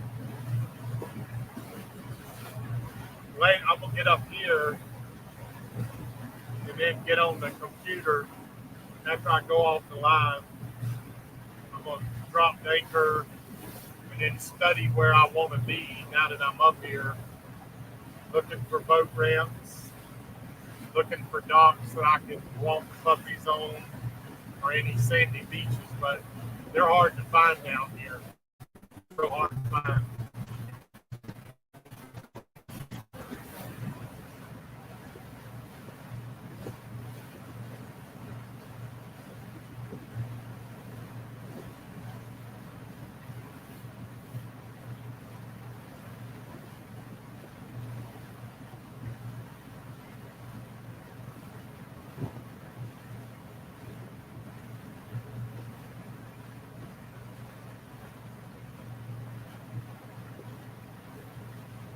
Oh, I got this one little thing I got to figure out. Very intermittent. Did it to me this morning. Just done it twice at docks when I was leaving. Thought I was leaving. But it's after it's run for a little while, and you go to crank it up, and it don't want to crank. But seldomly does it do that. Usually you crank right up. It's almost like if it's too warm, it doesn't want to crank. It will crank, but I gotta open the top and put fuel in the carburetor, almost like it's losing fuel. And then I gotta really pump up the, give it a lot of throttle, but it will crank.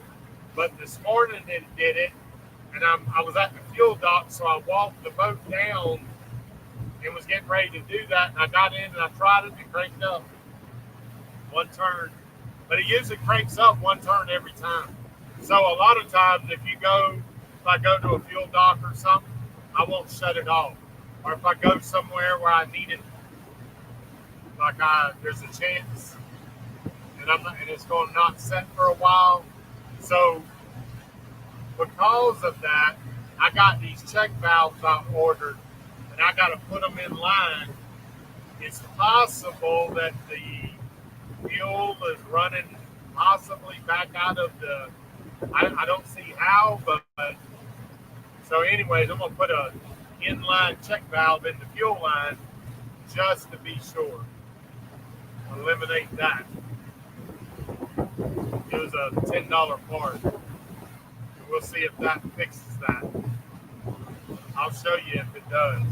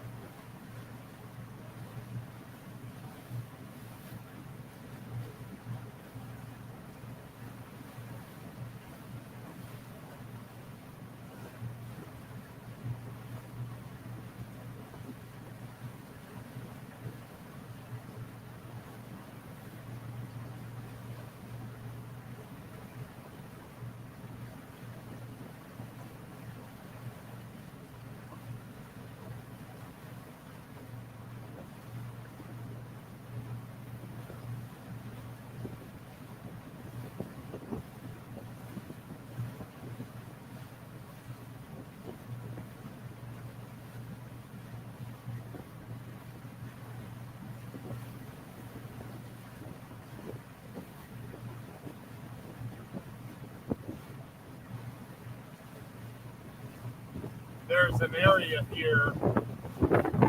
I'll show you when I get closer up there. But there's a lot of rocks that come together and they cut up. They made a cut there. So the bigger boats, you could probably pass through. Local people that have breadcrumbs and know where to run through probably could. But if you're on a trip like this and you don't know, stay in the channel. I'm not in the channel right now. You don't need to be where on the GPS it shows different colors. Light blue and white is okay. The dark blue, you don't go if you don't know. That could it's how you run aground. But more importantly, down here you hit rocks. Good news is once I get up out of the keys here, there'll be places, sandy beaches I can walk the dogs in every day. It won't be a problem. There's always a little island or something at an inlet. You stop there and walk the dogs. There is I'm going to go to it just because. There's a Publix, put a new Publix on the Intercoastal Waterway with a dock. So you can go up to it and dock and go in Publix and get what you need. I think I'm going to need some Diet Coke by then. I'm going to do it just to show it, just to video it. You see off in the distance, the boats, they're going through that little cut. It's called Key Bank.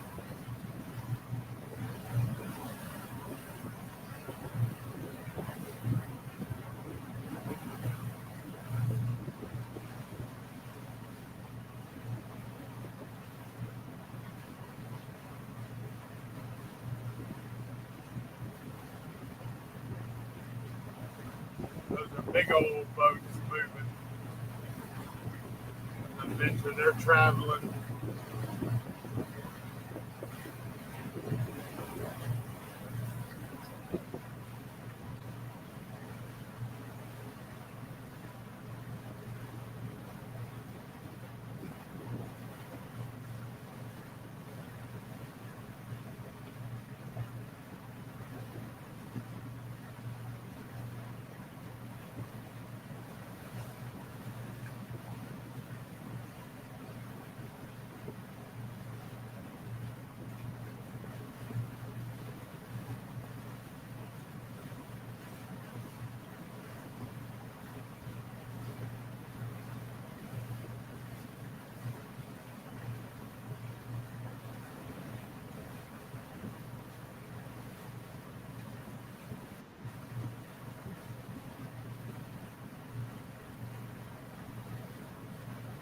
What's up, Jane? Yes, it is. Caribbean Club.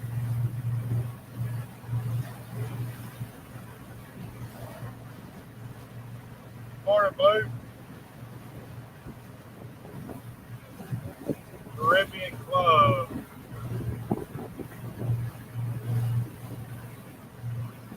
Take a look at that.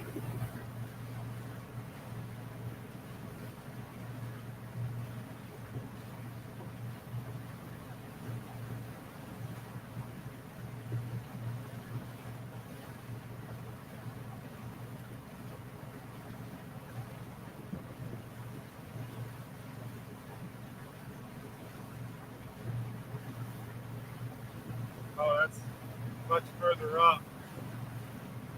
At least the one that's showing on my map. It's too far up for today, anyways.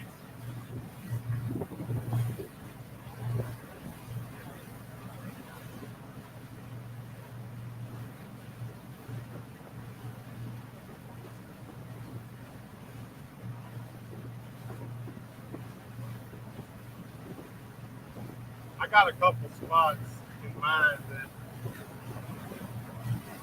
as far as the anchorage goes, I checked on Navionics is good about showing anchorages. On Navionics, you can put in, information. So everybody is putting in information. So it's real time. It's pretty good.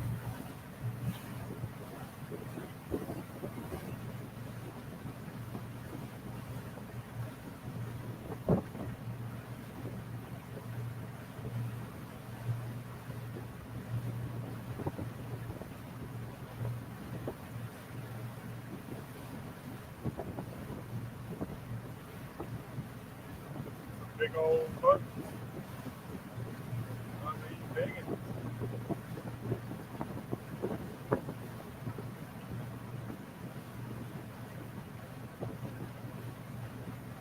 Yeah, I'm excited. I'm gonna get that autopilot going, and I'll be able to sit back and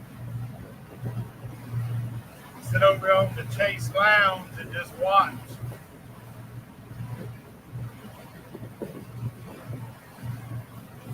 The only thing I don't like about this boat is it's scary.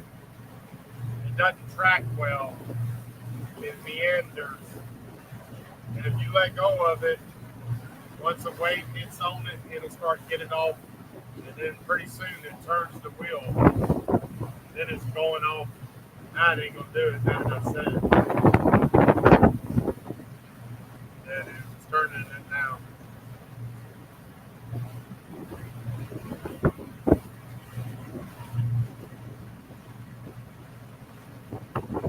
Need to get me a rope.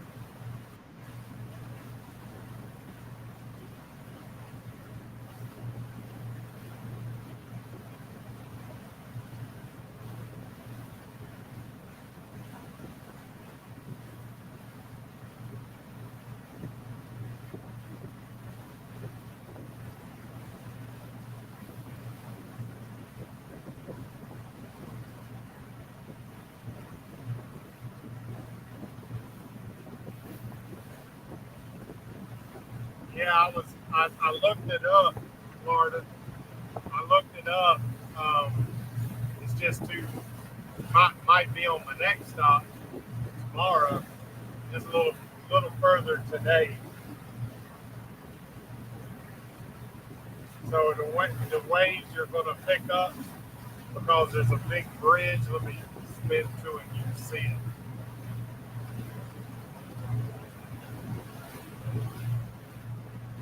Y'all see that bridge there? That's going to let the wind and the waves through. But I'm going through this little cut over here. And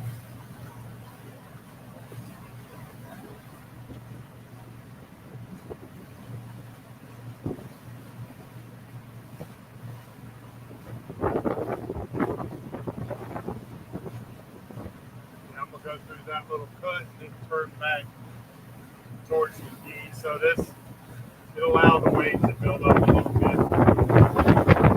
Start seeing white capping a little bit. Not much. Nothing to worry about. Yes, sir, Blues, it is.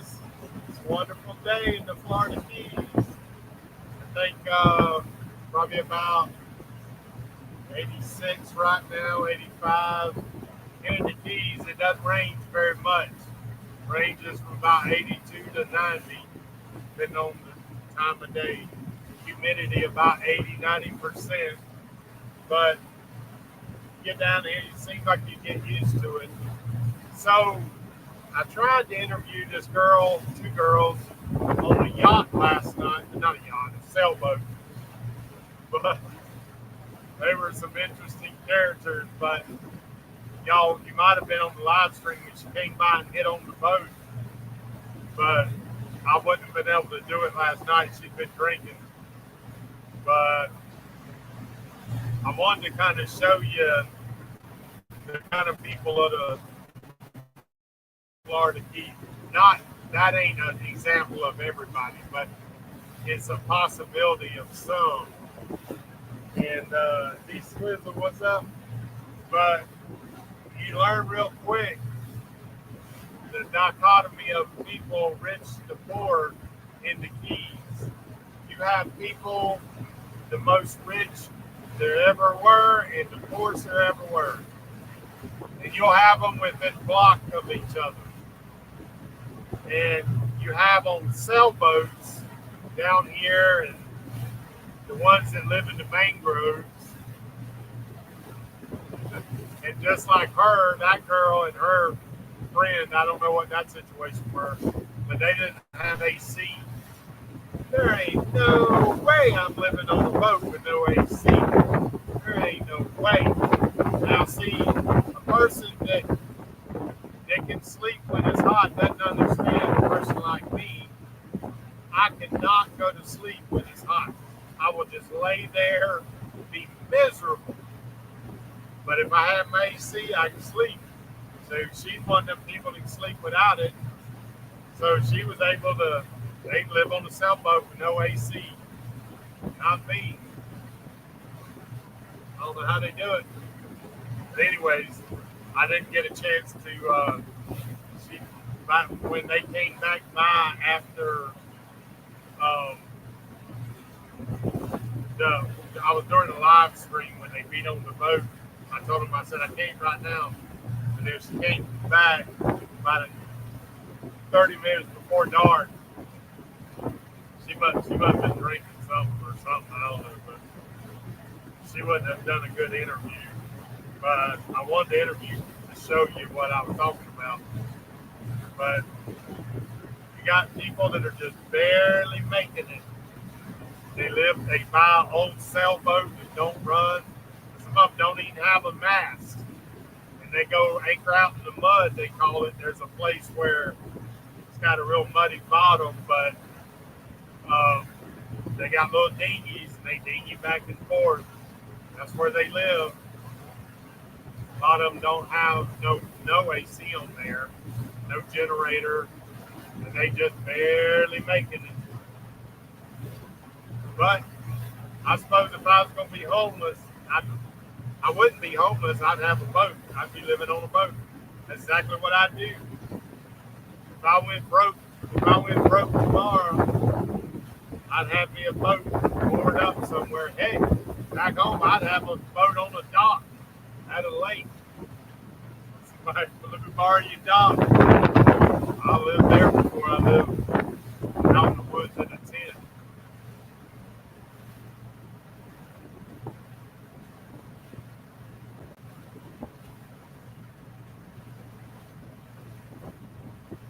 Oh yeah, for sure. They're homeless on the boat.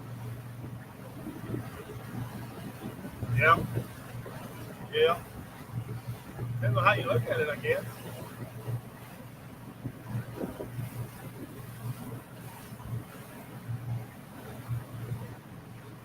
I don't think it'd be a terrible limit, but so what I did a walkabout yesterday. Yeah, yesterday. You can go back and look on the live stream, and you'll see like right on the water is the high dollar marinas and restaurants and whatever, and then maybe right beside it is a boatyard, a rundown place, and then within 2 blocks of the overseas highway number one, the first block off the first be businesses, and then there'll be shanty houses in that block. It's crazy. That's in Marathon. It ain't that way in the other keys. But most of the keys, for instance, Key West, the people that work in Key West can't afford to live on Key West. So they live on Stock Island, and keys further up, they drive in because it's so expensive. Some of them live on boats in the harbor, but they work in the towns. And then you got people that they always got some kind of little scam going. They doing something.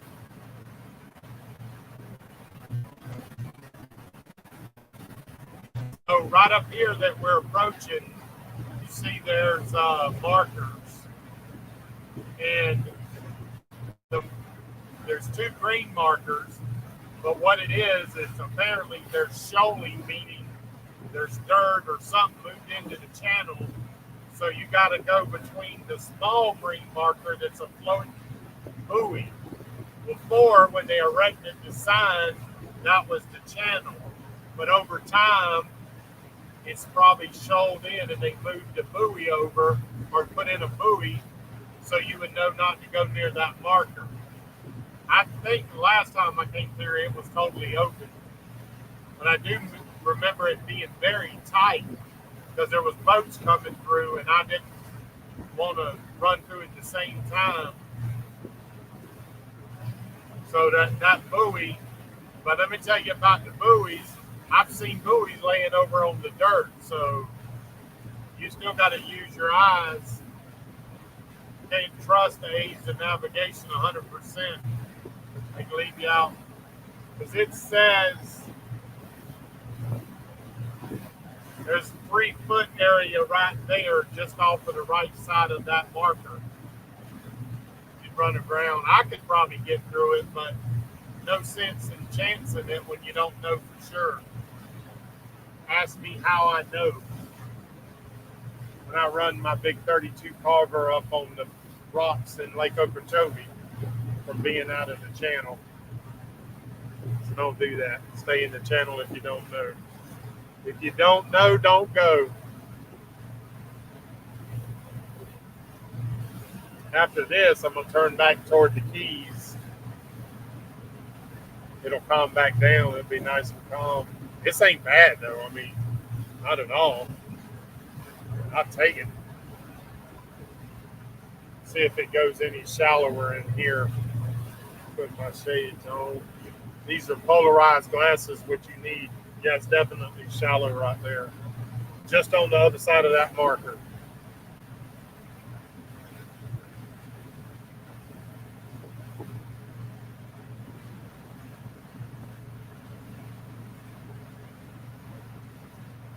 Pain went from 7 to 5. It's 5 now. That's pretty shallow for them big boats. They draw 4 or 5 feet. 4.9. I just seen 4.9. Turn back this way now. That went a little. It went to 6.8 just like that. So it was shallow right there to the left. That's how you can run aground out here. Probably some good fishing right here. I don't see any fish on my sonar.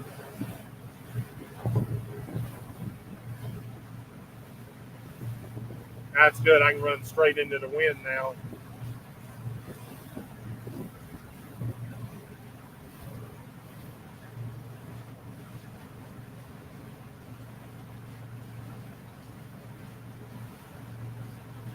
It's sandy bottom back there, though.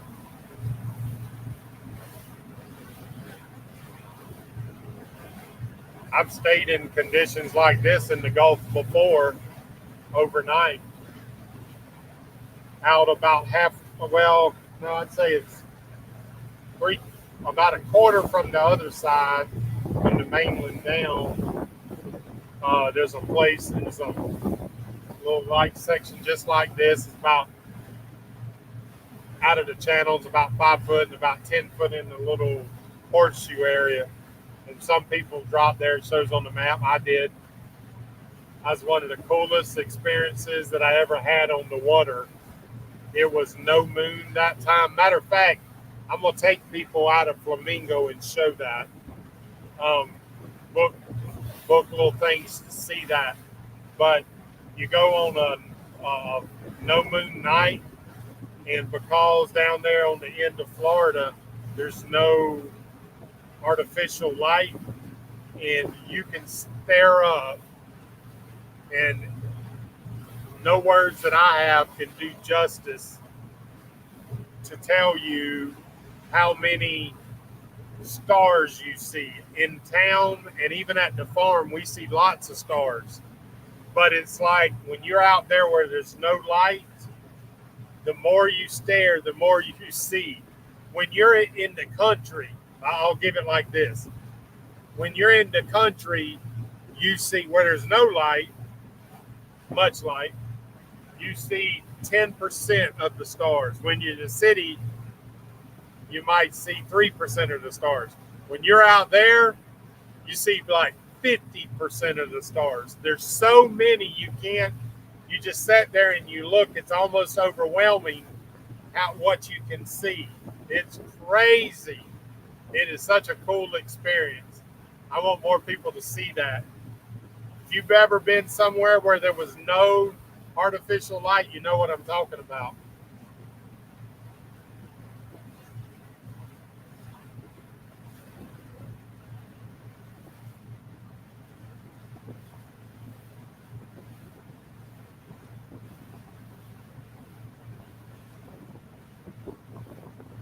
Yep, Jane, that's true. That's true.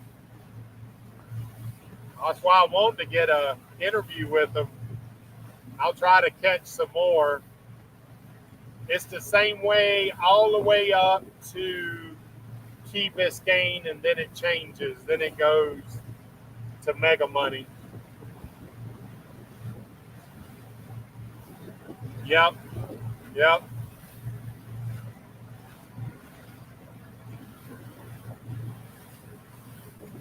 That's good to hear, Blue. Glad them lakes are up. We had a drought for a long time. It was freaking dry. Polk County, they put on burn bans and everything to stop it. We had several fires. Okay, all right.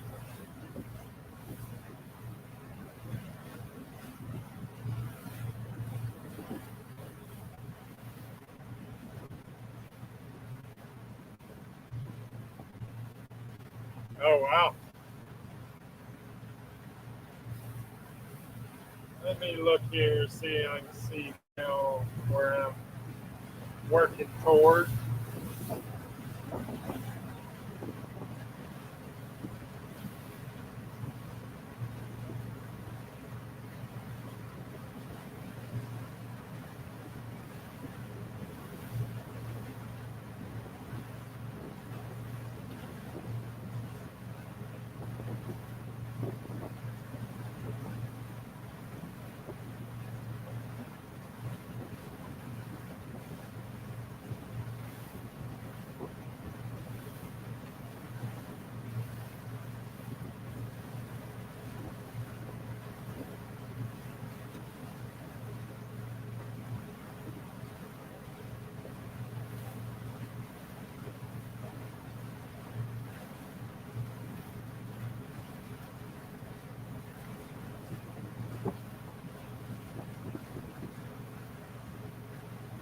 hold tight just a minute.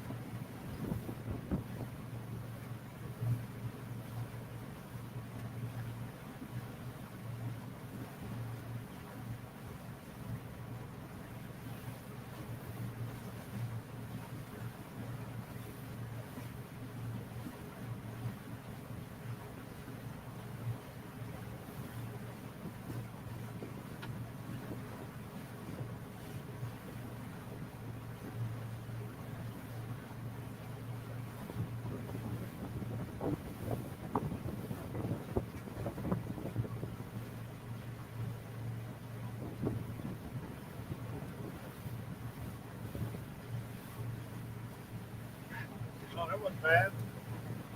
Didn't get off too bad. I get something in the head and a bottle of water.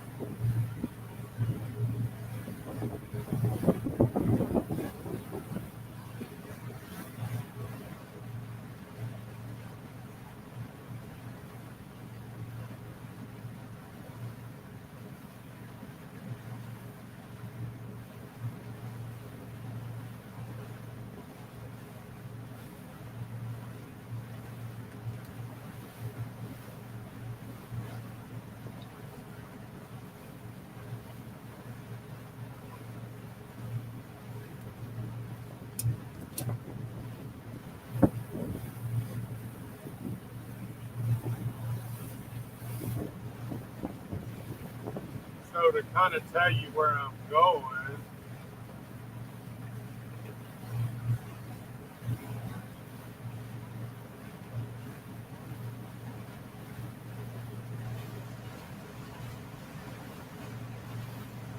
I'm working up near the place called Long Key.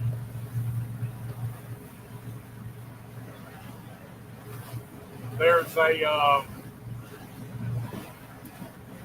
it's kind of like a finger, it's kind of like a U.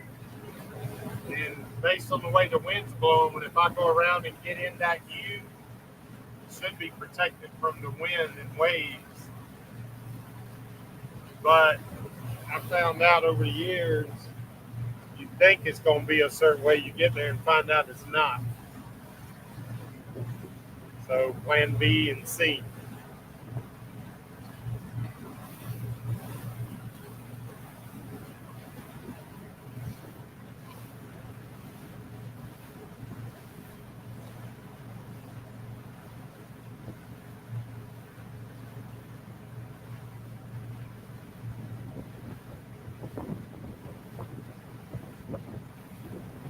Every time I'll come down and I cross these bridges and I look out and I wished I was out in the water.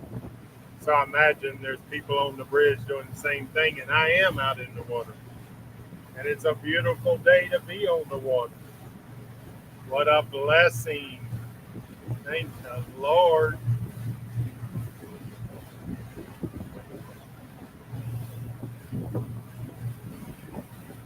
Wonder what the tides are doing.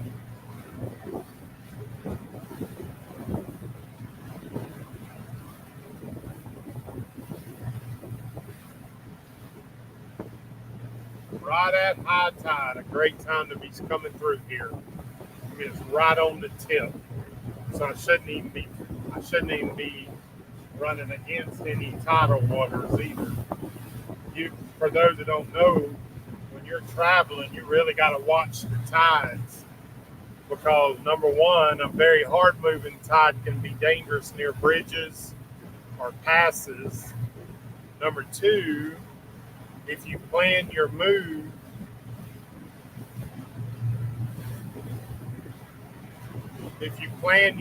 on the right time, of the tidal movement, then if you plan when the tide's with you, you can move a lot faster and easier. Tides will knock your speeds down by 1 to 3, 4 mile an hour, depending on how bad the tide is. You're just wasting gas. Whereas if you calculate for your tides, it'll help move you right along. It won't be dangerous.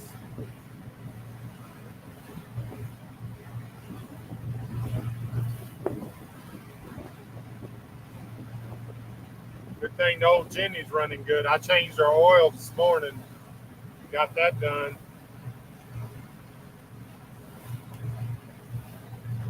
Let's see if anybody's new in here. If you're new, make sure you subscribe to the YouTube channel.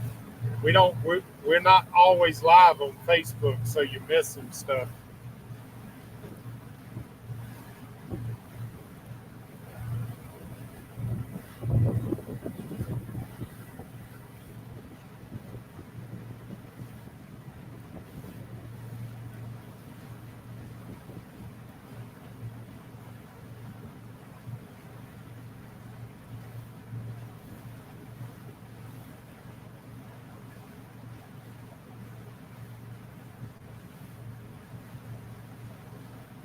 Get my bearings.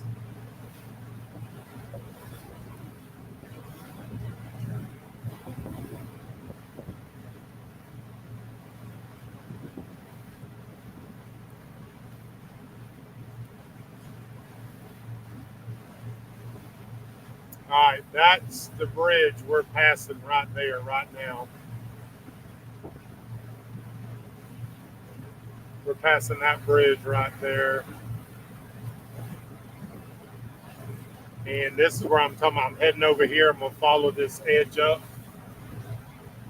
And Long Key State Park, I'm going to come in and come in here and get behind this.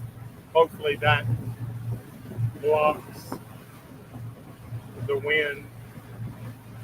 And if not, actually the way the wind's blowing tonight, if I can find sand, I could be anywhere over here.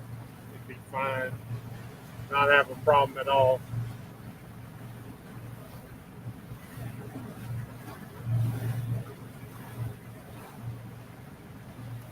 Then this starts Island Murata here. I'm going to make pretty good wave. Tomorrow I'll work up.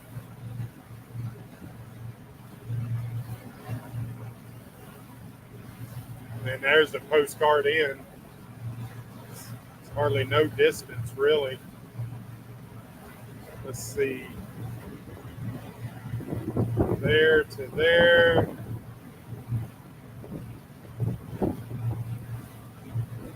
To where I'll be going. It's only 14 miles. Be there early.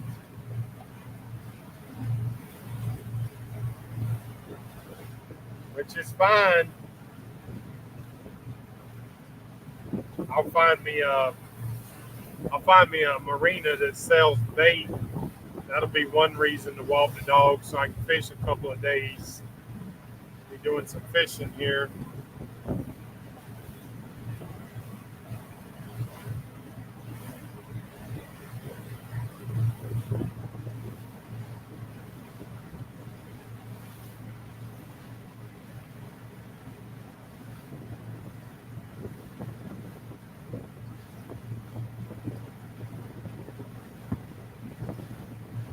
Yeah, on Facebook.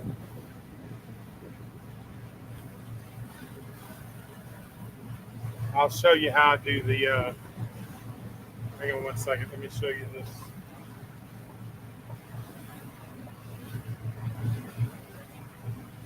I'll show you how I do it.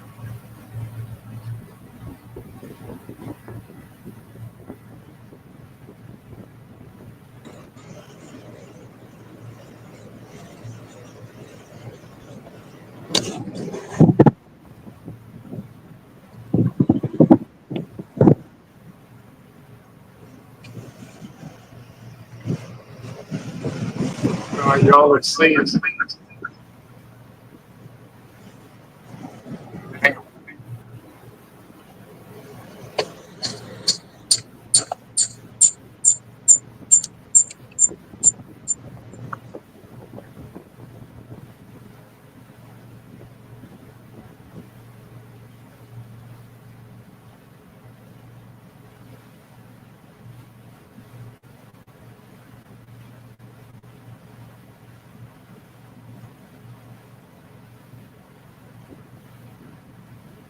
Froze up.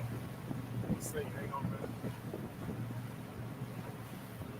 Gotta get going in the right direction anyways.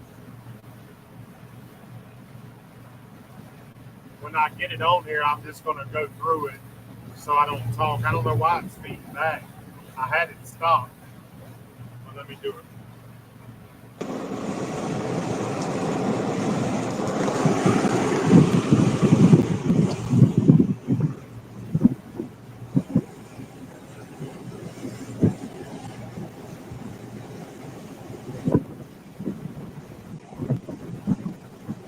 So the high tide. You can change the station.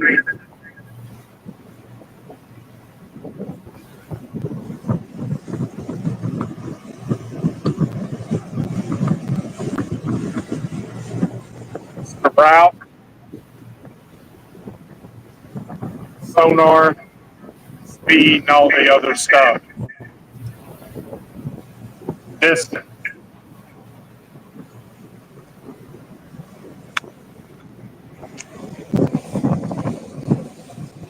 Bridge.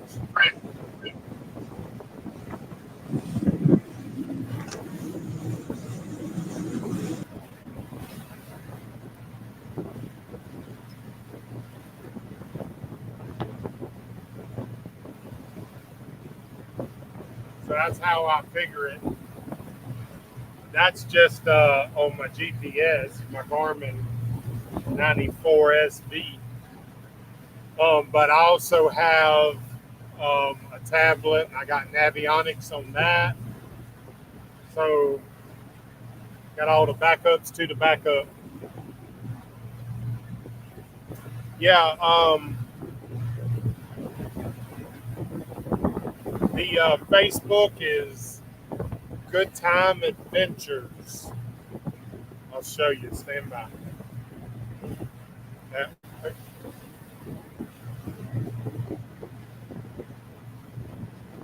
Probably can share the link right over here.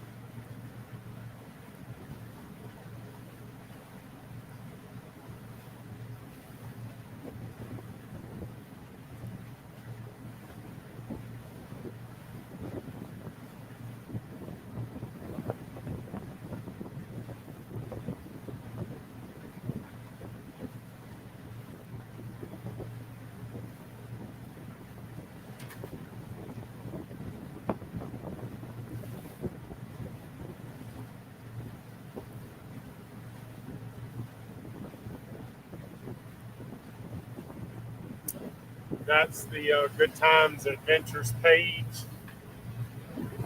It's a cool picture Brandon took. And I'm going to share the link in the comments.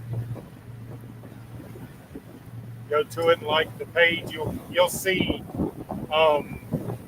like usually every evening I go back and post some pictures. It's kind of hard through this software, or I got to just get used to it. I will get used to it, but what I may just do is share this page every night showing the pictures. Looks like I got. Let's see, is that something in the water or somebody selling?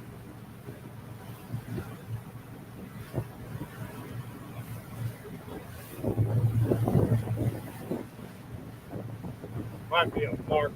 Yeah, probably a marker.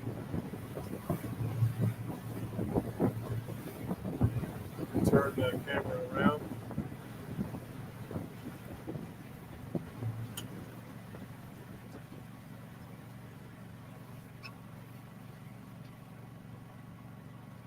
All right, this thing just done what it does. Getting a little low on the battery. I felt it. Just put it in neutral. I'm gonna give it a few minutes to help it charge that battery back up.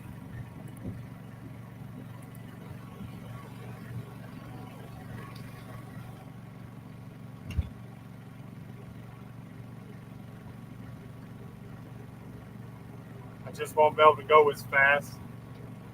That's the lack of alternator. It's using up the battery. It's worked the battery down a little bit. I let the Jenny charge it a little bit, but I can still move. Just have to run a little slower.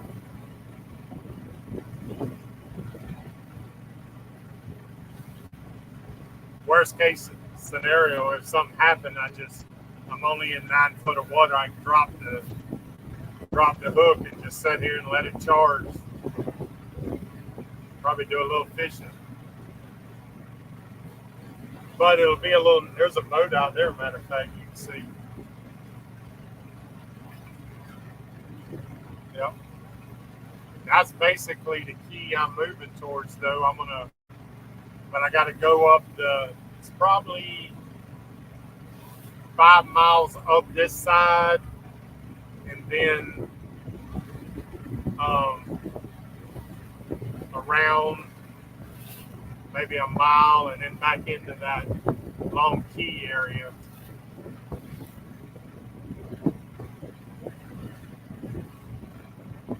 I put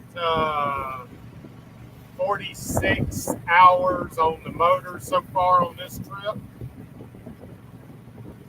Probably 40. I think there was probably 6 on it. I put in a new thing after a new counter. So on a boat, 100 hours is like 3,000 or 4,000 miles on a car.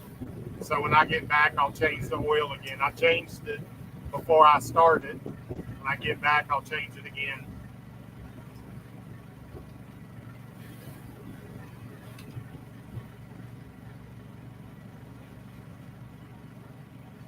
But that kicker, if it was to shut off, it pushed me across here.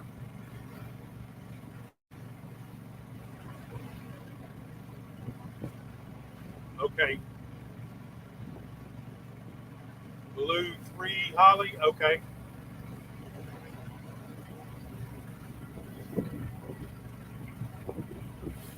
Yeah, if y'all didn't understand what just happened, for those that haven't been following, the alternator, brand new alternator, by the way, put it on when I put the engine on. It, I think the day we were going into Little Shark River, it made it all the way down from Everglades City. And literally, when I say literally, just like that, seems like it can make it about 3 hours, and that's about as far as it can go before it burns the battery down. But just slow down, it'll charge it back up. But literally, I was going into Shark River, and that's the first time it happened. The boat did that. First, I felt it running rough. It wasn't getting enough electrical. I said, "Do you feel that?" Brandon's like, "Yeah." And I noticed my speed was dropping, but the tack was going up. And just as we got inside of the river area, it died. I'm like, what the crap? It freaked me out bad, because when it died, I looked down and the oil pressure was on 20. And remember, I had an oil leak. I thought I'd have done freaking ruined the engine. Well, it was alternator. So Now, I did know I had an alternator problem way back in Lover's Key, but I thought I solved it. It was sticking, and I sprayed it and sprayed it. I kept spraying it. Every time I opened the deck, I sprayed it, and it was running free. And I thought, okay, well, it's all right. Well, not when we got to Little Shark River. That's when it gave up the ghost. And so we got in there, and I realized that it wasn't going to work. So cranked the engine. I was like, well, it should. I checked my voltage. I was up to 12.5 or something. I'm at 12.3 right now, and it was good. So I cranked the engine back up, cranked right up, and we went up in the river, and we actually rode around. You'll see on the video, that was a strange first time that I'd ever seen mangrove trees. I've seen mangrove bushes, and maybe you'll call it a tree, but 20 feet tall. Well, these were 30 to 50 foot mangrove trees. So what you thought was an island was nothing but trees. There was no bottom to it. All mangroves all the way up in there. I was trying to find a sandbar to walk the puppies on. We went about 2 miles up in there, couldn't find nothing. Came back out, and they had to wait till the next morning, which they did. And first time we found a sandbar back out in the Gulf, we went to it. They was happy then. But they can usually go most of the morning, day, without a problem.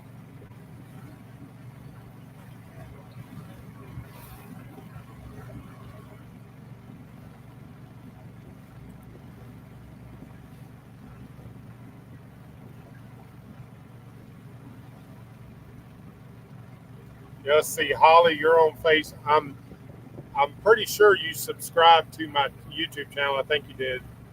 Jane, I'm not sure if you did, but some stuff I don't put on here. My YouTube channel is my primary source. Facebook is my secondary.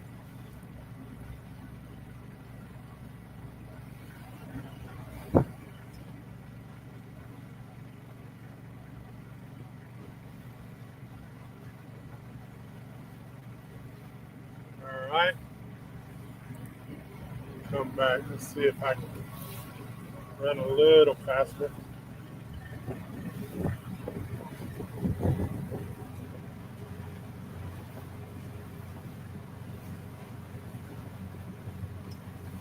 Get about 6.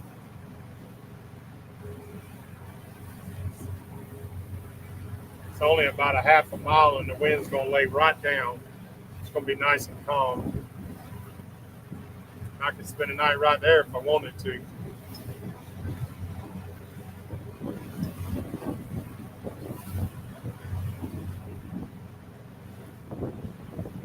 Very good. Thank you. Appreciate that, Holly.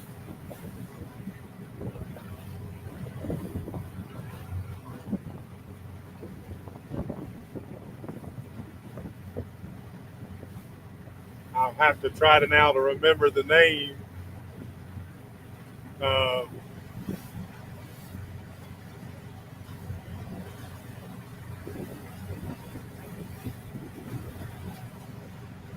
Holly, did we talk? I'm trying to remember if we talked on. Did we talk about your boat? I can't remember. Have to refresh my memory. But yeah, guys, if you search Good Times Adventures on Facebook, like the page, but there'll be a share button because you'll be on your personal page. You hit share, it'll share to your personal page. I appreciate that. Anytime we go live, that helps to get it out there. But you definitely need to subscribe on YouTube. And it's Good Time Adventures on YouTube. Everything is good times. Join the Mug Club. Then you get some access that not everybody can get. You get some live streams we get. We're just Mug Club members.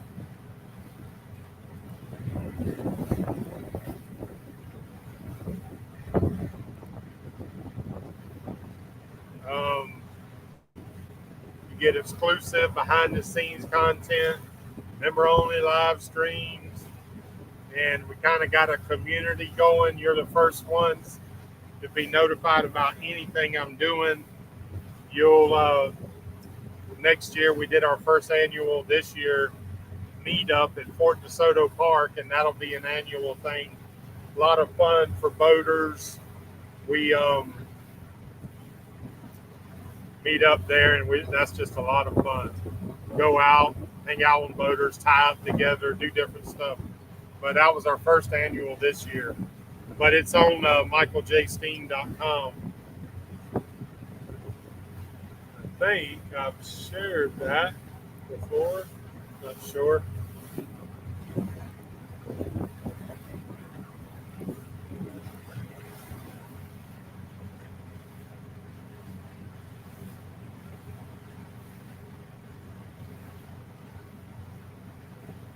Dang it, I deleted it.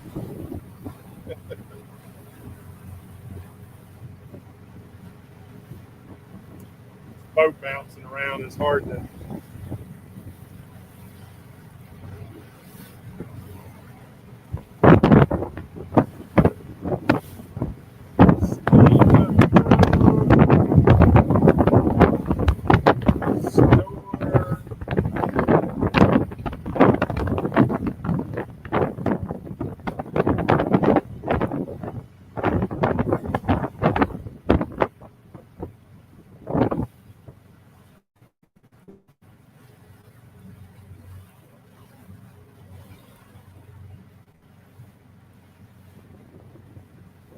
There's a link to the Mug Club if you want to join, FYI.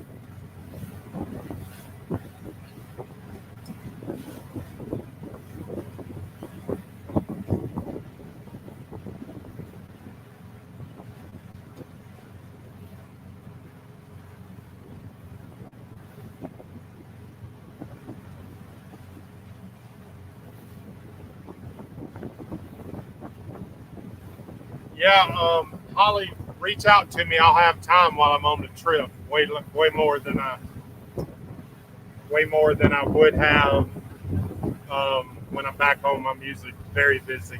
Although when I get back, the boat won't be such a priority. It's been a priority. Been my mistress. But reach out to me there on Facebook, and then we can chat. I have. I understand those systems very well, so I can pretty much walk you through what your issue is, and tell you how to fix it. I too have an issue right now, and mine works, but right now it won't go up and down unless I fill up the reservoir. I haven't needed for it to go up and down, and won't until I bring the boat back in, and I'll need to then, but I had a leak, and I don't know if I fixed it or not, because I didn't want to put any oil in it and then it leak out into water. So I won't know till I get back off the trip if I fixed it. Mine is leaking inside where the bellows are. Under that, very hard to get to. You just barely see it. There's they call it a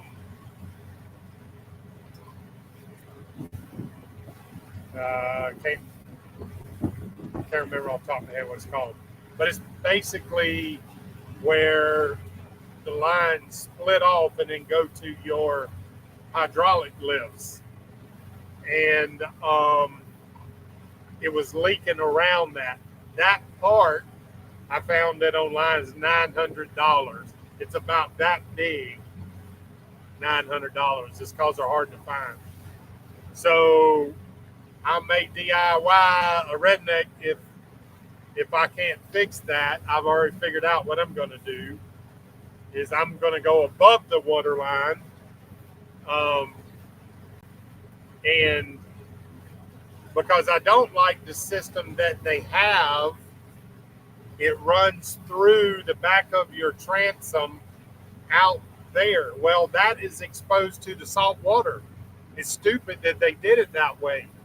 So if I need to, I'm going to put a through hull where lines will come out of that and then down. And I'll have those hydraulic lines specially made. So I'm going to solve it. I'm going to solve the problem one way or the other, and I'll have it on YouTube. But yeah, shoot me that, and we'll be able to chat, see if we can help you figure it out.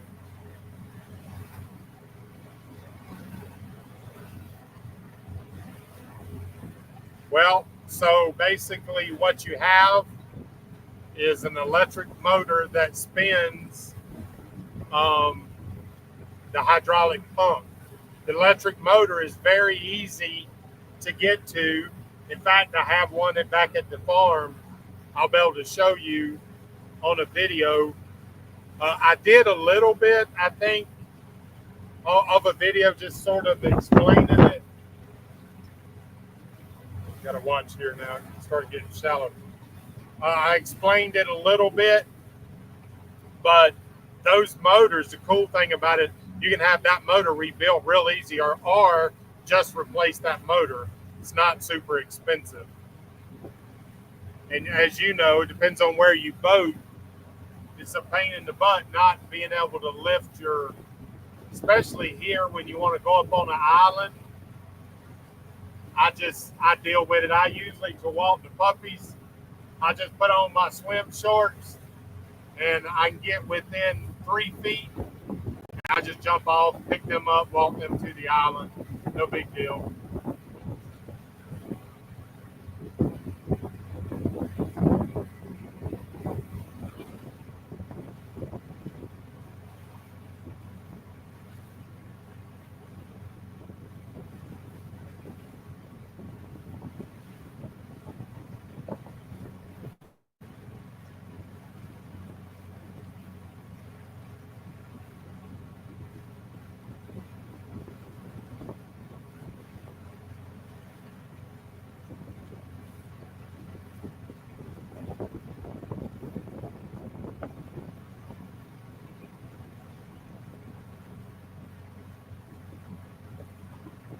Little shoal, yep, it's there too.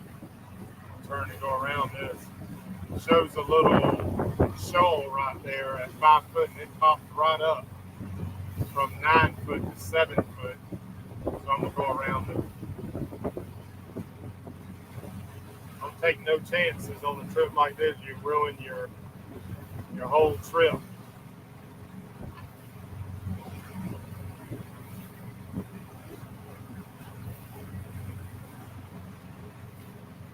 Yeah,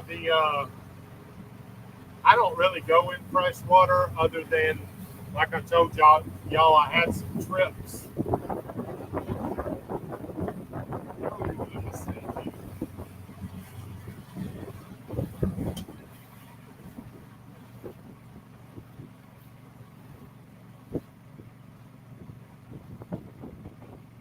Sand area. First time I seen that sand area. It looked like the bottom was coming up. It was the sand area. I can see the bottom. That's how clear the water is. Around this little point. So far, it's pretty good on what it says the depths are.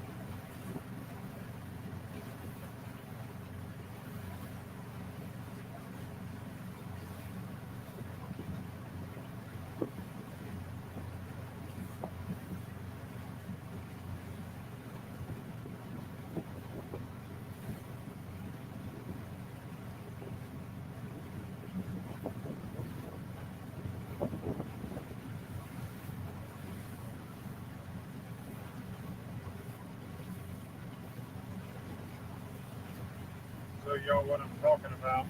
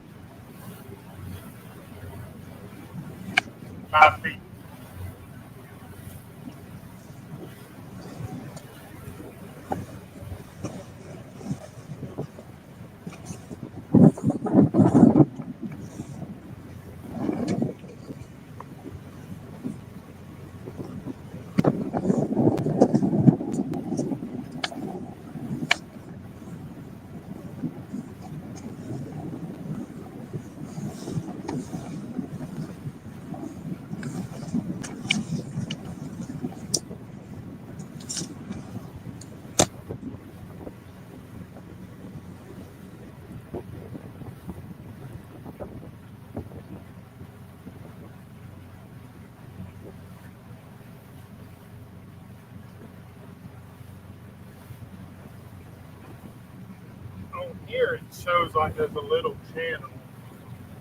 I'll show you what I'm talking about. I won't talk whenever.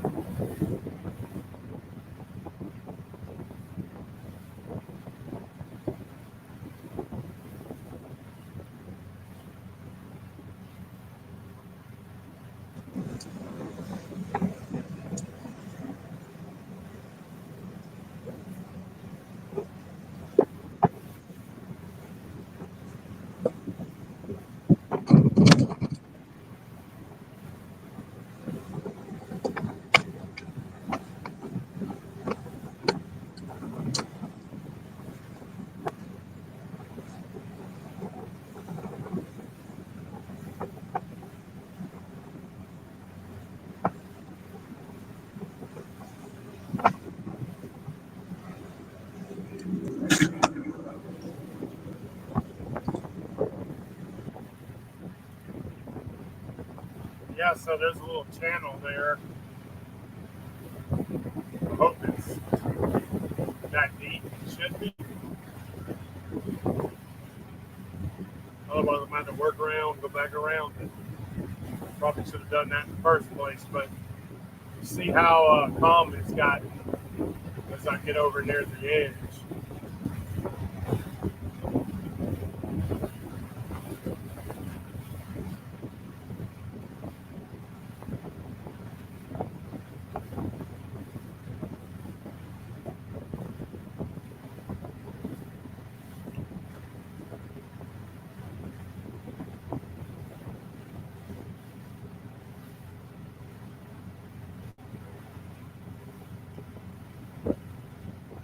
Y'all can see that? I can see all the sand now.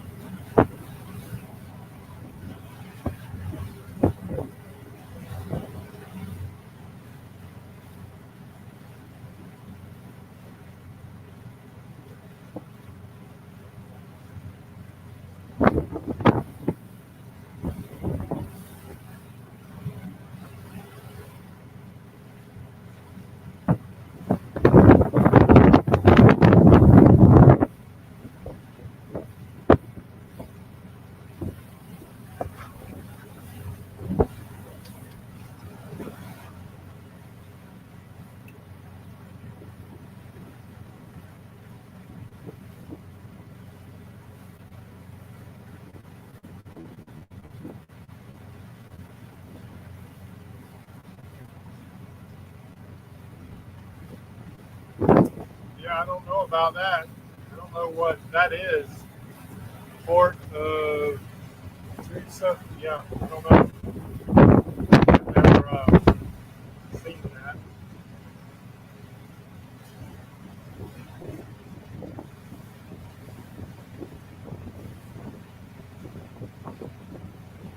Well, there's a boat up there, and I think he's doing the same thing I'm doing, but it's within a foot of what it's showing. It says it's 7 foot on here, but it's about 6.5.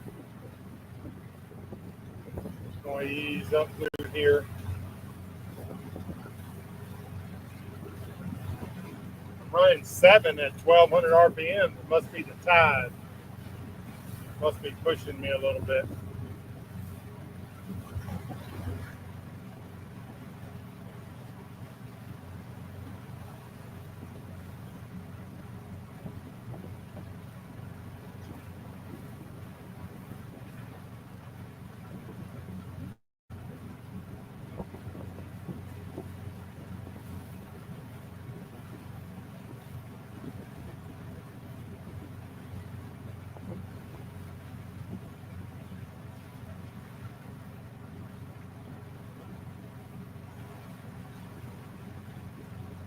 This is the exciting part. Try not to run aground.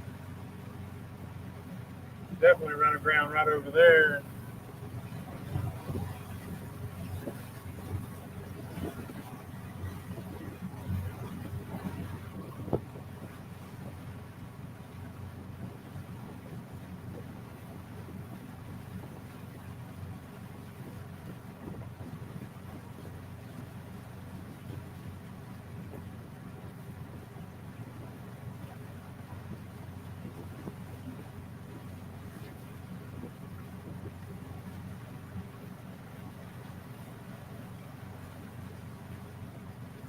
Nice though when you see the ground, see it coming up on you.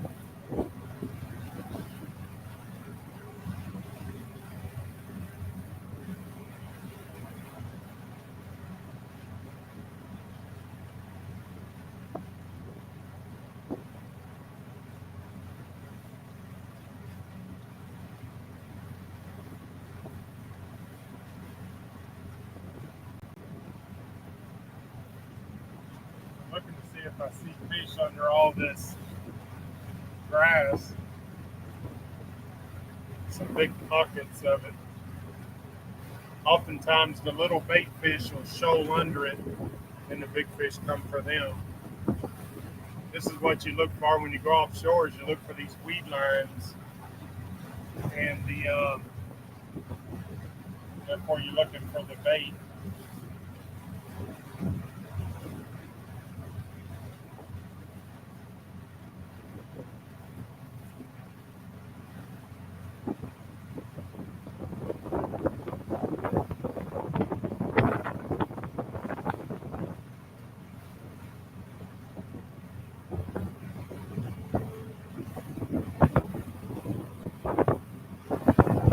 I'm not seeing any fish though on the fish finder or sonar.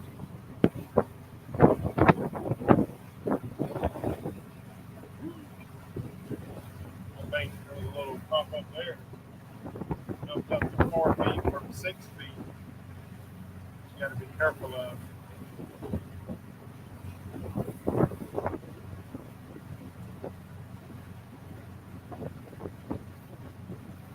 That boat, I'm gonna follow that boat.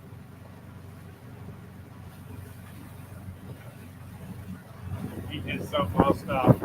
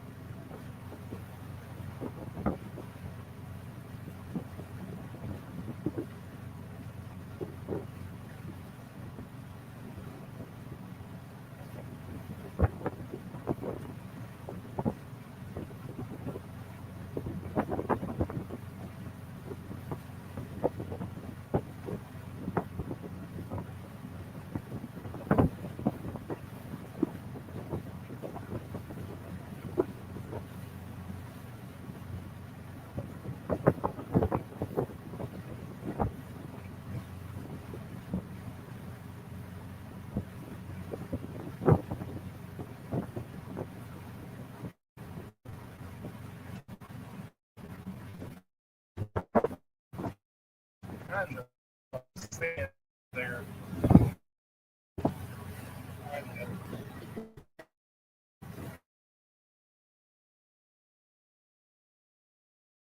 Always gotta have you a good set of binoculars.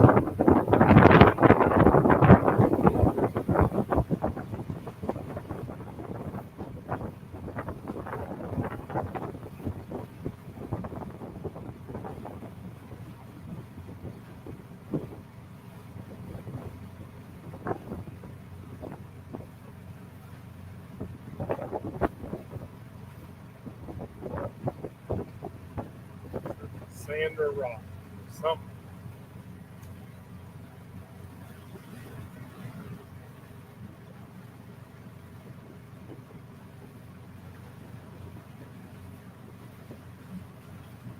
But we're gonna find out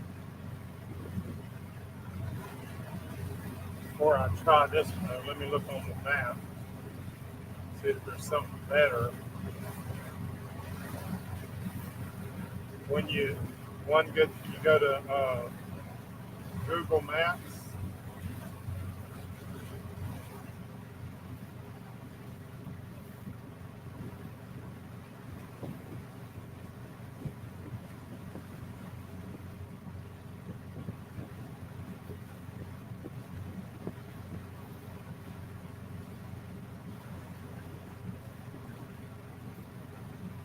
Google Maps is your best way to look for sand.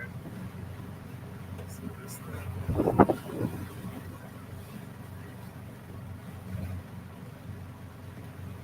Oh, man.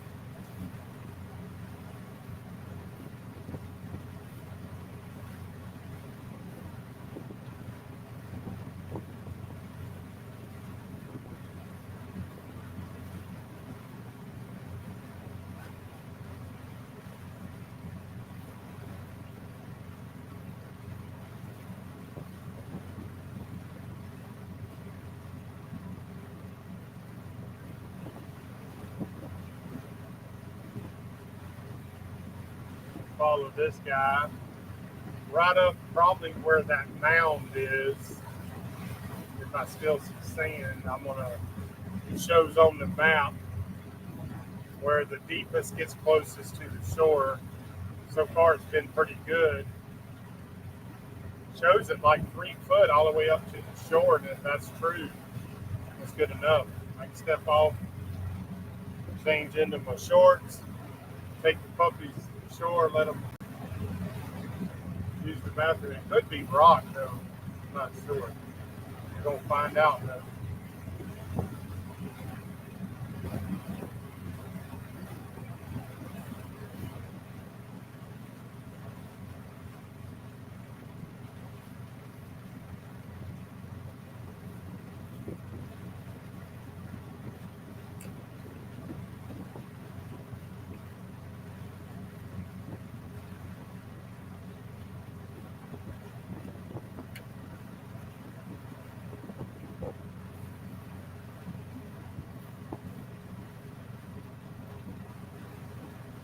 It's rock.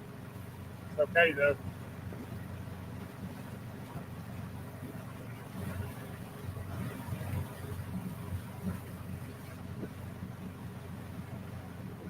Come on, Kevin. Ken, you can come right along.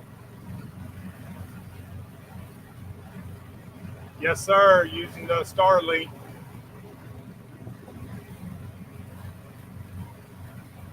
Fixing to see if we can get to shore here in just a second.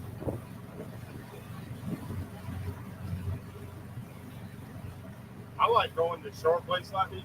All the stuff that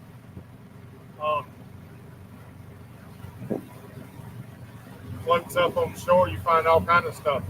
Not far from here, but on the other side, found a spear gun, a real nice one.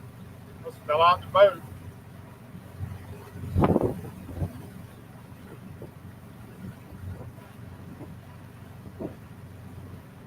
I think I'm gonna follow him right till where it starts opening up. Oh no, he's trolling. Did you get one?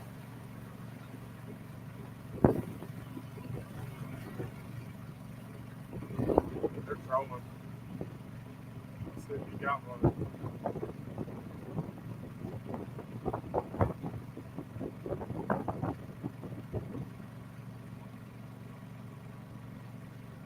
If that was trash or it's time to probe the shore.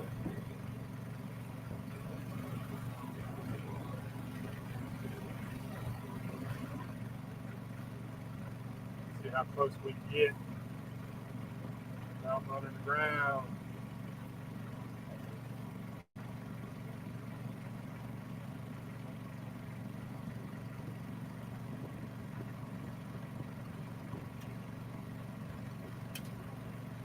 So what I do when I'm doing this, let me have that go, is have to go to neutral and let the see what the wind is doing to the boat and the current, so that you know what to do when you drop your anchor. You know which way it's going to blow you. So it's blowing me back that way. So I'm going to turn up wind.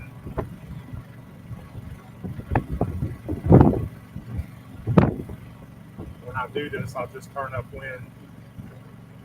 If you just go real slow, if it does touch, as long as you don't run into a rock, you're okay. Even I can turn the boat around and push it out.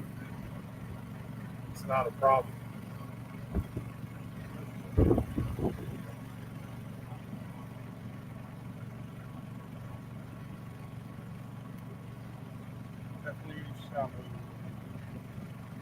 really 6 feet, and it looks like it's 2 feet.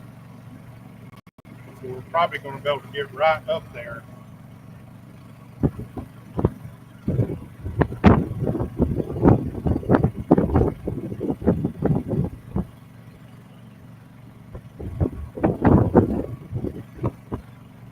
Probably snowing too.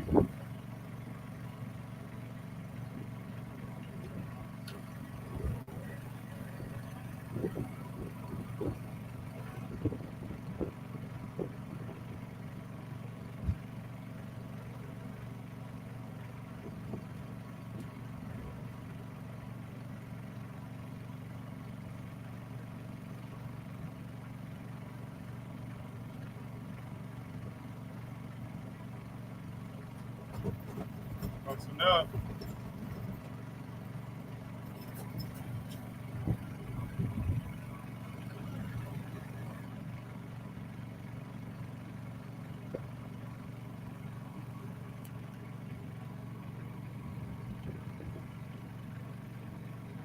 Big old barrel up there. You know, telling what's all up there. Let me change into my suit.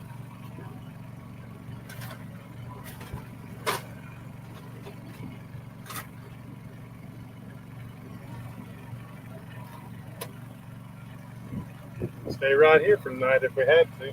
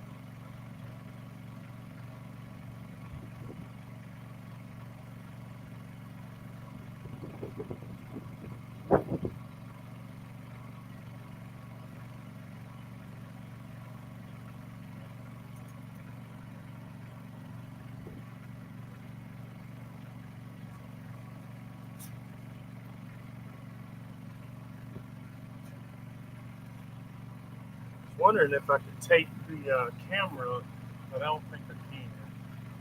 So I don't think the. Let's see what this wind's going to do. Push me around a little more, and I'll readjust it. Wonder how far Wi-Fi normally reaches. Any clue? Anybody? Anybody?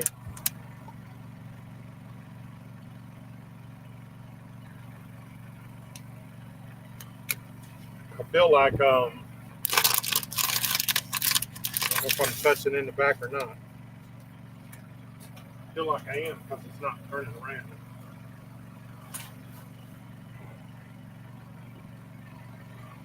Well, that's good if the camera will hold there. We'll see.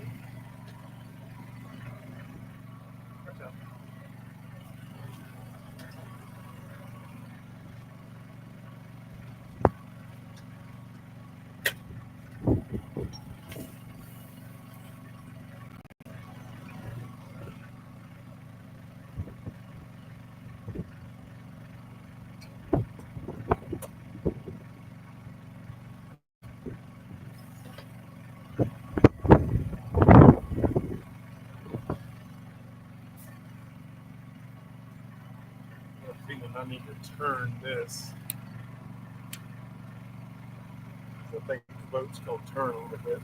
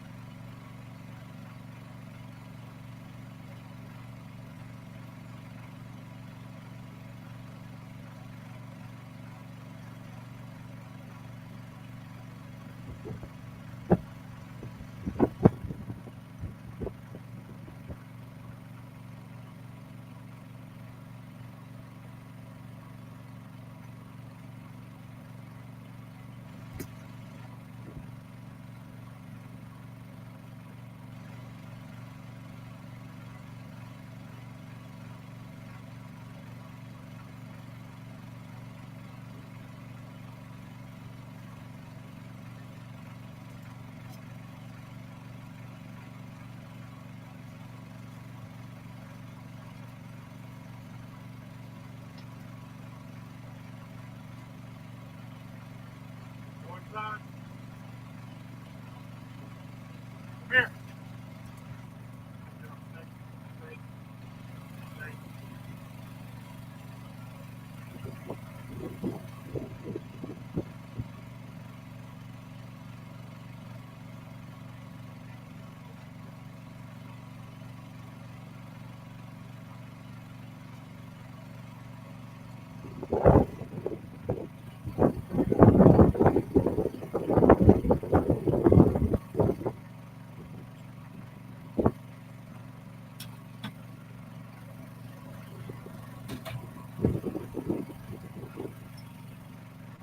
Got some loot. What's up, sweetie? What's up?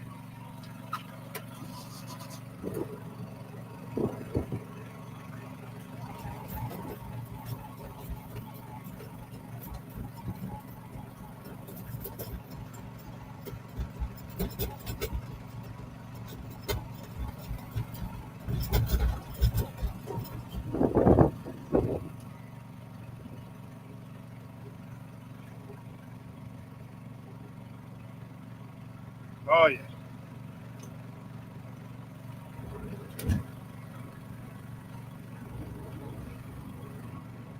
Now I'll go right back out the way I came in because I have these tracks. Should be right over. Should be good. I'll follow out my breadcrumbs, which means if I didn't hit bottom coming in, I shouldn't hit bottom going out. But it's 5 feet. That, friends, is how you do it.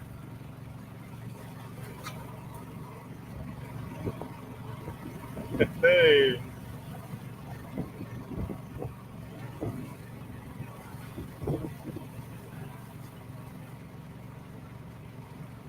All right, we found. Did y'all see the blue barrel? Anybody see the blue barrel?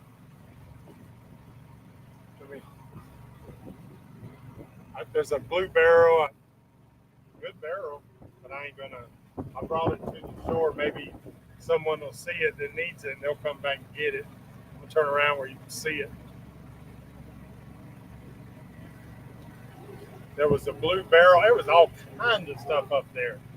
A man could go into shoe, or woman could go into shoe business. See that blue barrel, 55-gallon drum up there? There is shoes. There is all kind of stuff. You could spend a day. I found a backpack. I'm looking for a square grouper. Anybody know what that is? Oh, you could spend a day just walking that line right there looking. That's adventuring.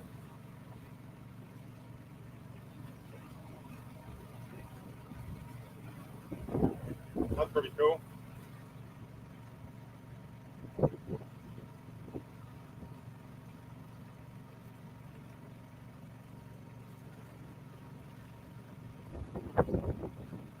That's pretty cool.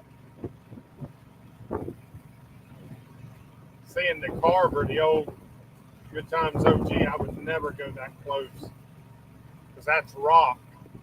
See, if I was moving up with this, the foot would kick up, wouldn't hurt anything. The Carver, you set that down on rock and you've destroyed it. So big difference. So yeah, that is, let's see, I'll show you where that is. Some kind of, I'm not sure what that is. Big old hill like that. I wonder what that is. Let's see. Let's see.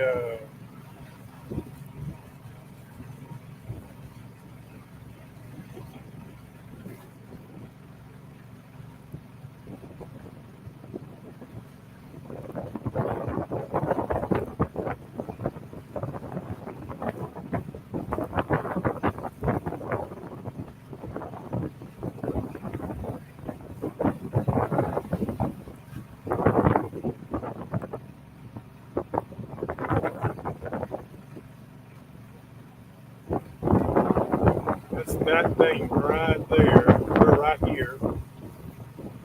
that, whatever that is. That's a hill you're looking at. It doesn't say what it is.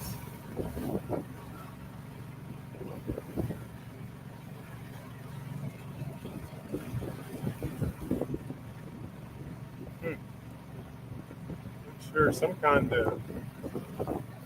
Well, maybe it's trash. Maybe that's recycling. And those are hills like recycling stuff. Maybe that's what it is. I don't know. Don't know.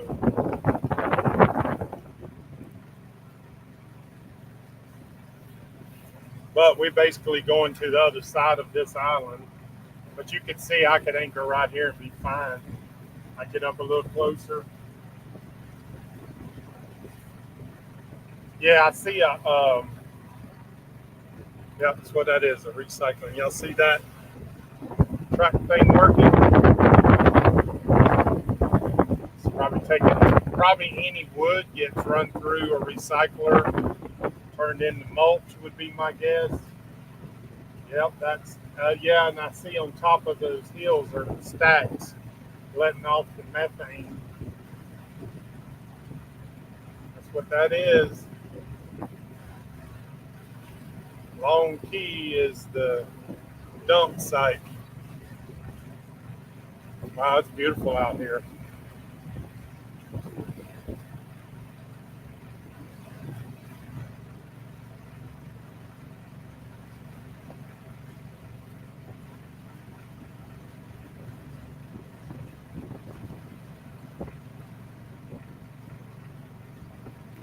Absolutely gorgeous, people. Y'all around for a beautiful ride today. It don't get much better than this in the Florida Keys.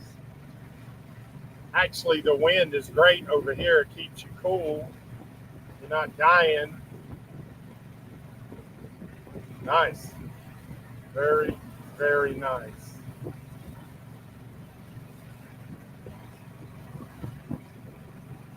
Look at this map for a second.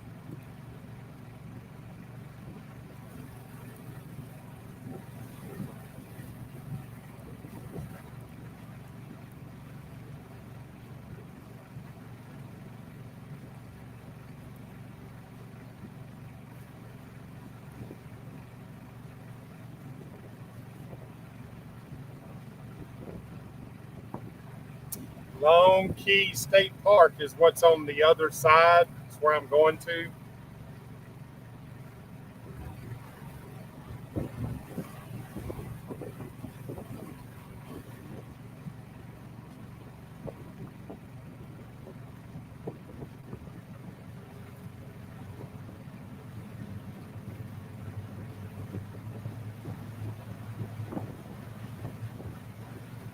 Imagine my batteries are charged up enough I can move a little faster. Girls is feeling good. Got to relieve themselves.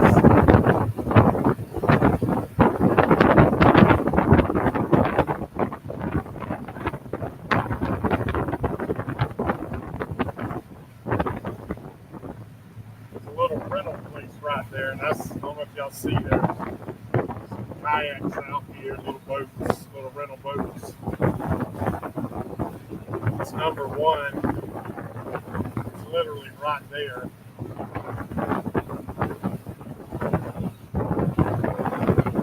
See the cars crossing on Highway 1, the overseas highway. And I think the water comes through there. Pretty sure. If it does, that means no, it ain't gonna. It would during the storm, it'd come right through there.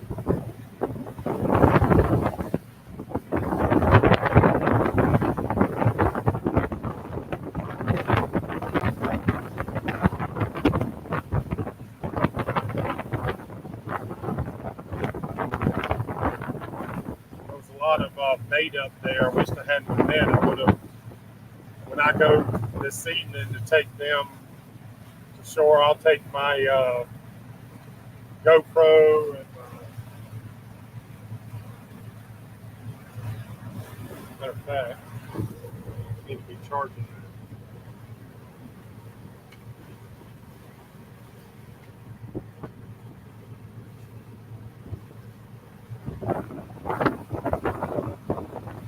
Take my GoPro, catch some bait, live bait. See if I can do a catch and cook later on, catch some fish. So, y'all, I've got a new line of seasoning. Waiting to, the next decent fish that I catch, I'm going to launch it. I'm going to show it to you. I'm really excited about it. Good times. Got his own line of seasoning. I'll show it to you.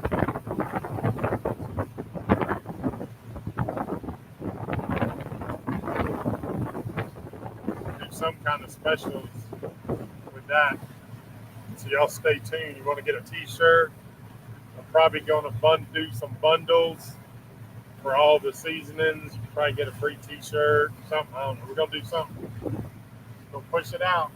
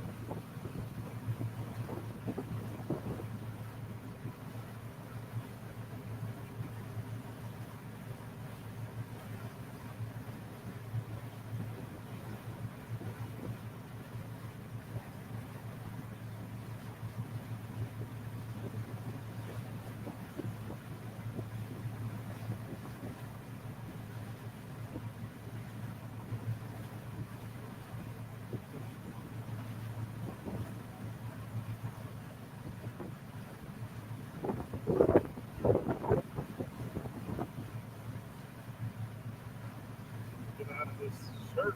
Quit.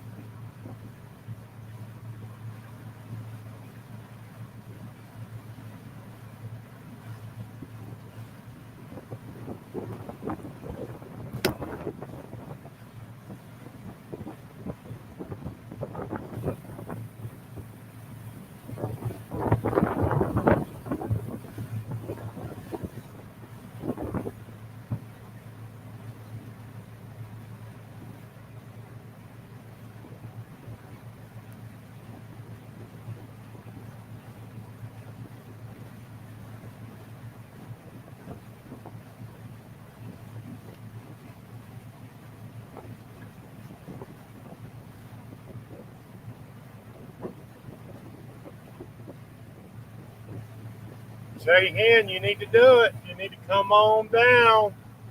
We'll set up a time. Best time is in the winter. The gators ain't biting as much and the water's a little more shallow.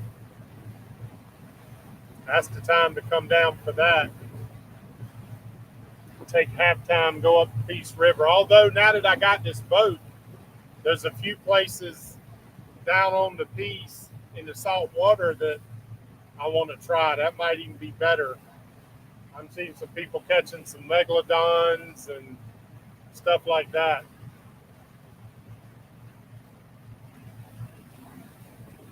shoot me a email about that so you can stay on top of my mind. Let's see.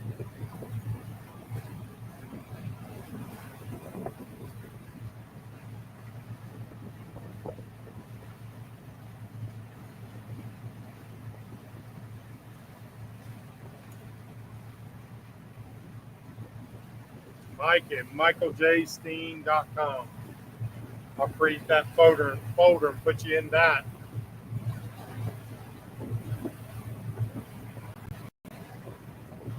Yeah, we did a good bit last year on the piece. Problem with the piece out down near like Wachula, some places like that is getting a lot of people. You'll go down there on a Saturday and there'll be 15 people, but everybody's finding it seems like the big ones are either deep or you don't find them as much. You find a dozen though easy. Small one, little shark's teeth, which is amazing that you find them all the way up.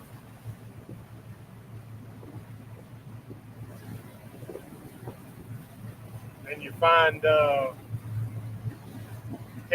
megalodons for sure. There's a guy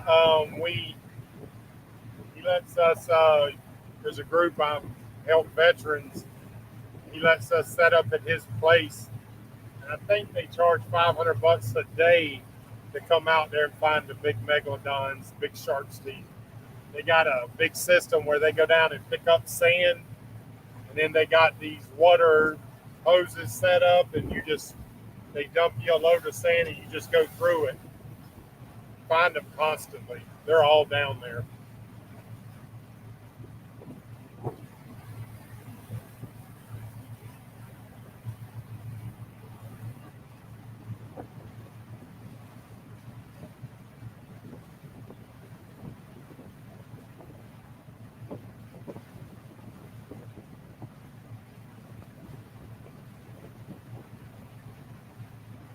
Realize I'm getting hungry. It's 1 o'clock. No wonder. No wonder.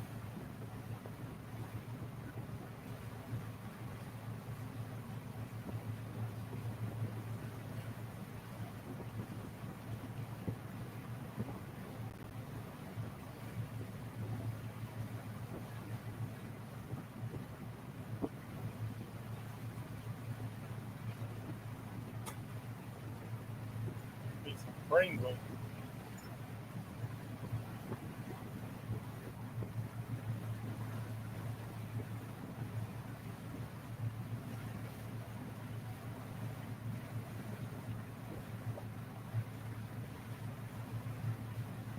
I definitely need to take that camera next time I go. I'll show y'all the coral. Show you, it's all coral, fish all up in it. I'll take the camera the next time.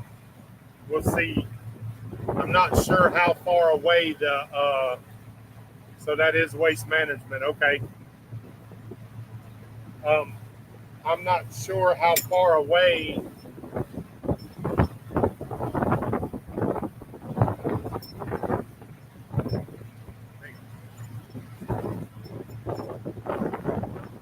I'm not sure how far away that Wi-Fi will carry. Should carry a ways though. As far as from there to the boat. That way the phone will stay connected. I have a phone that if I drop it in the water, I wouldn't have a heart attack. You'd think as much as I'm on the water that I'd have waterproof on, which I think mine is, but that's an expensive one. I don't want to test it and find out it ain't. I just heard somebody the other day said they had one of those Insta 360 cameras, $400 or $500. It says it's waterproof. Nope.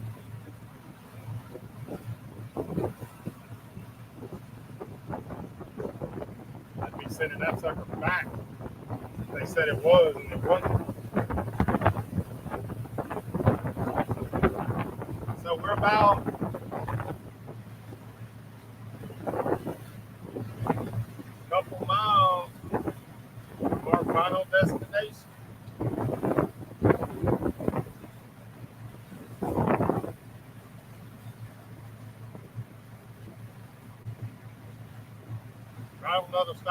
island, eh? I can see the bridge on the other side of the island.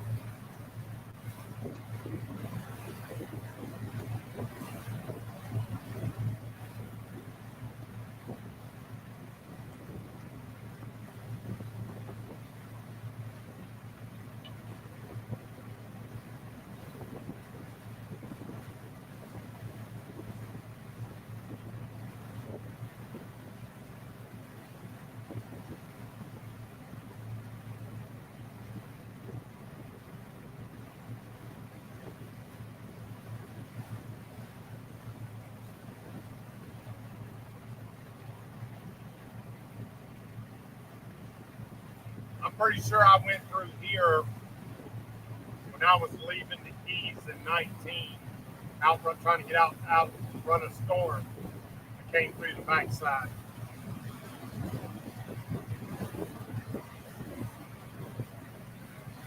Yep.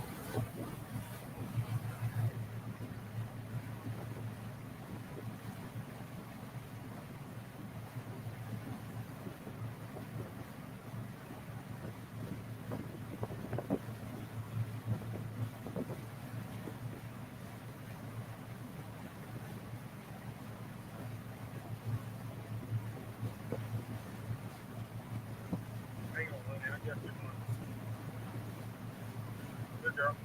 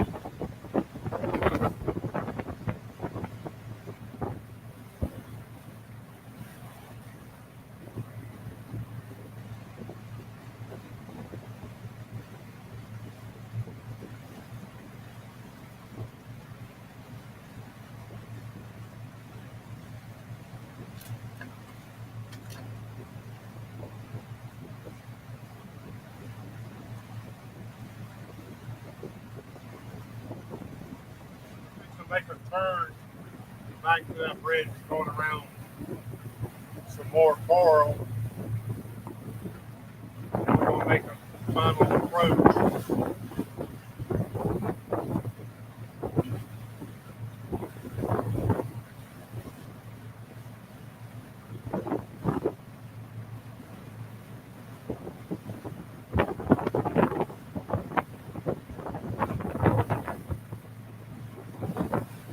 I think they got it marked here as Jewfish Hole, which means the Jewfish down here is a Goliath grouper. If you look them up, they're huge, as big as you are.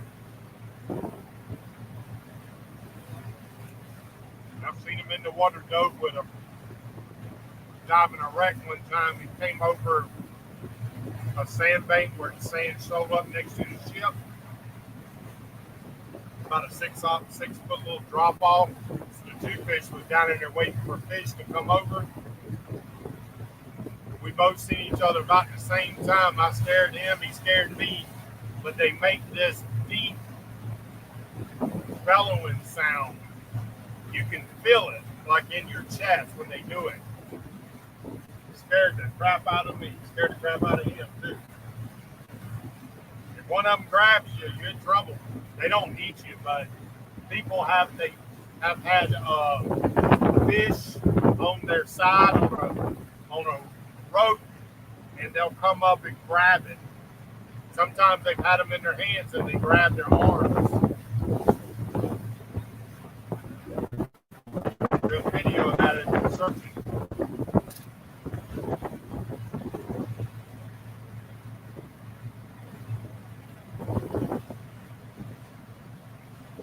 I wouldn't mind having some fish on the grill tonight if I can catch some. I gotta work on some videos though. When I go get anchored up, that's what I'm gonna do, be working on the video.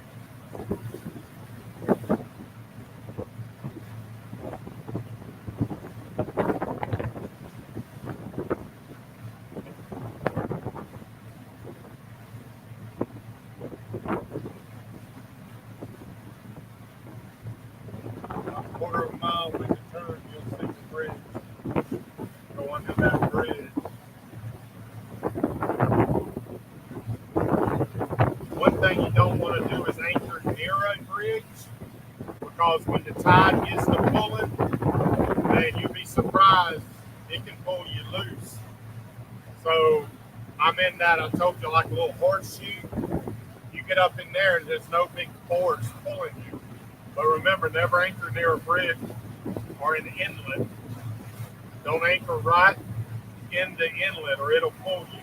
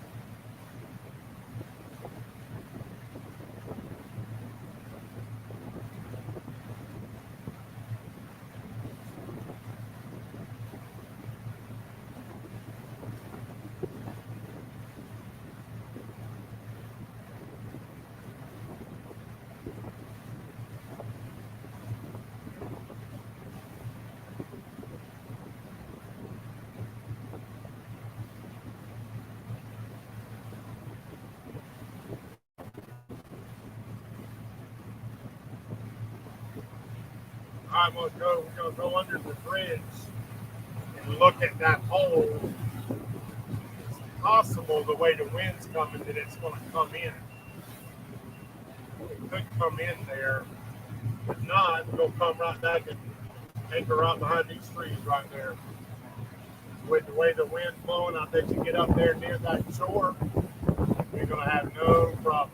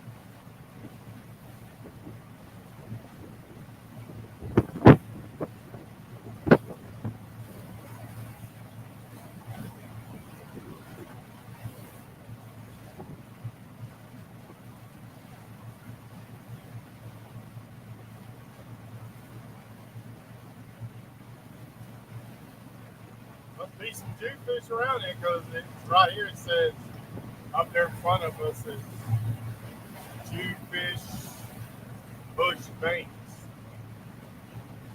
right at the bridge.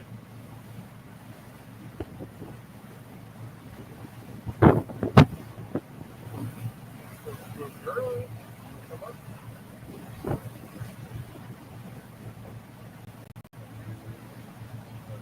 Okay, we'll be on camera. Come on.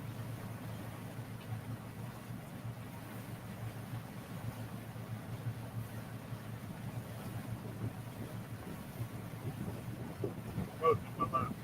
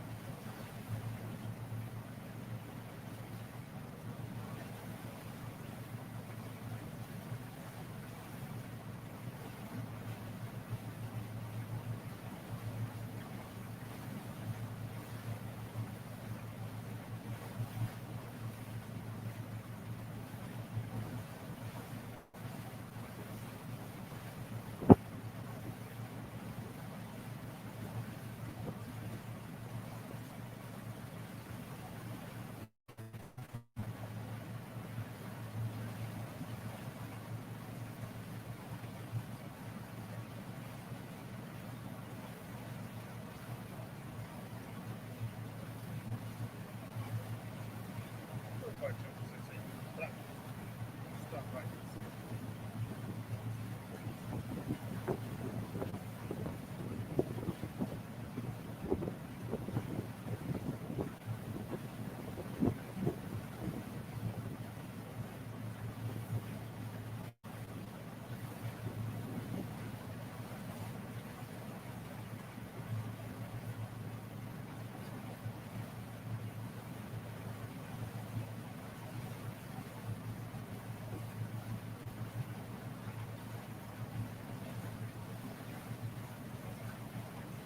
I'm gonna come over here where you don't see those power lines off in the distance.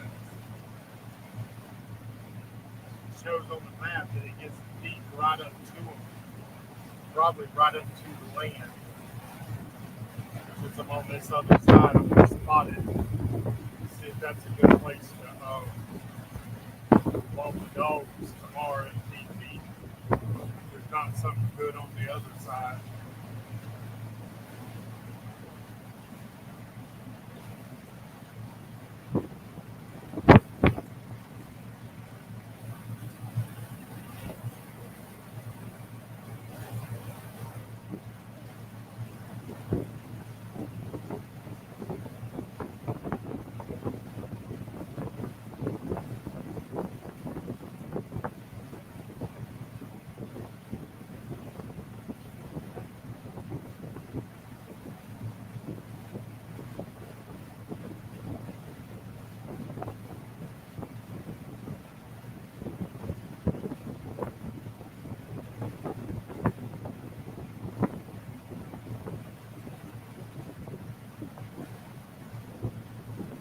Tell you what, this Starlink's working good. Had no problems with it. Moving. Got service all the time. I'm happy with that. I got another one. It lays flat. I'll show you this one eventually. Your standard one moves around. The other one lays flat. It'll be better on the boat. I'll probably upgrade to that. Not this one for when I'm storm chasing. In the vehicle, that is.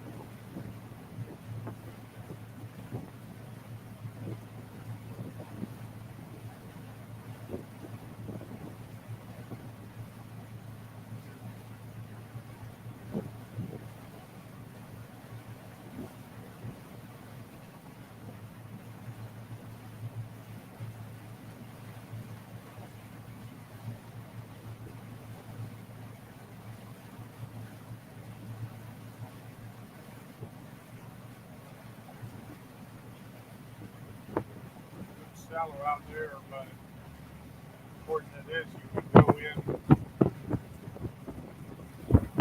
Got this little hole here. Looks like it. Up, right up from here, by Robbie's, by the first key Isle of Verona, there's an excellent harbor. They roll there in these, for whatever reason, these channels, they roll there. I've seen them. It might be like that here. I don't know. Get up here.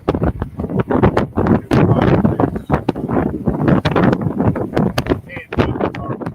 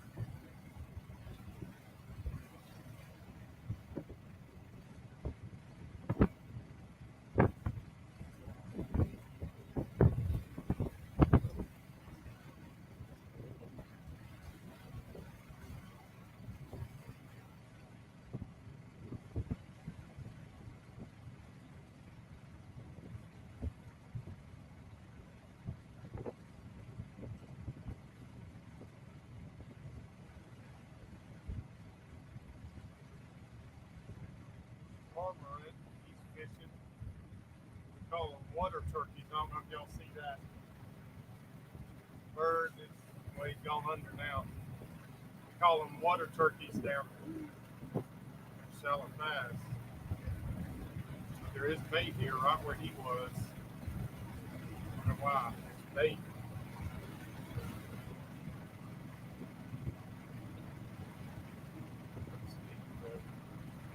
All right, girls, come on. Come down. Get down.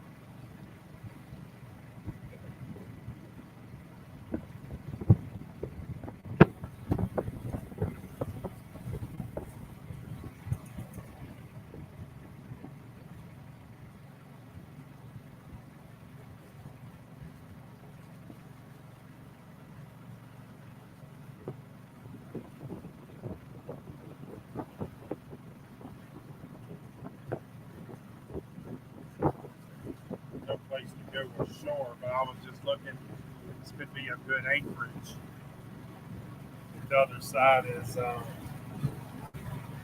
rough.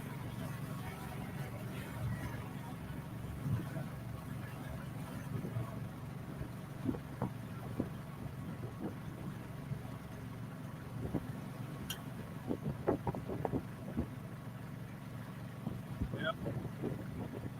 Might be some big fish here.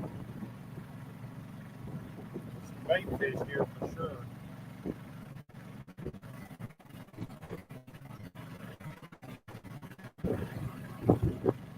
I'm marking bait fish. Yeah, it might be trash.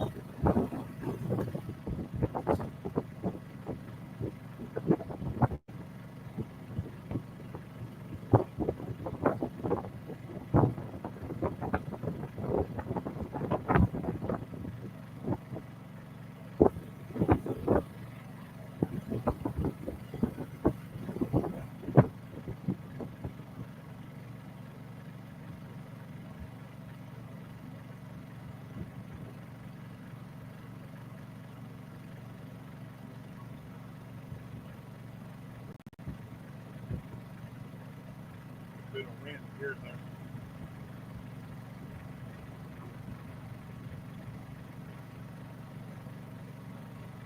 Not bad though. I got a feeling this would be the best fishing area too.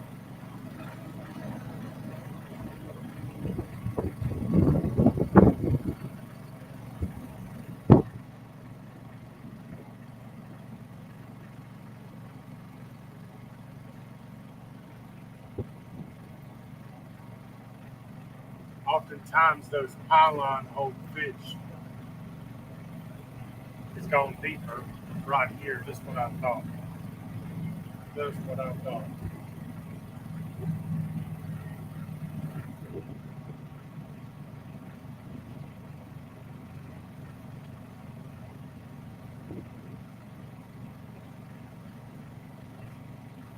.6 feet right here.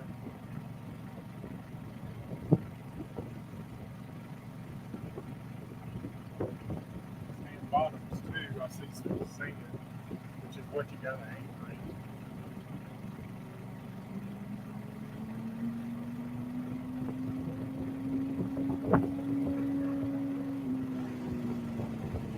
Hear that noise though? That's only from here. Be the only challenge. I bet that goes all the way up. I ain't gonna chance it. Looks like it's a little shallow up there. Okay.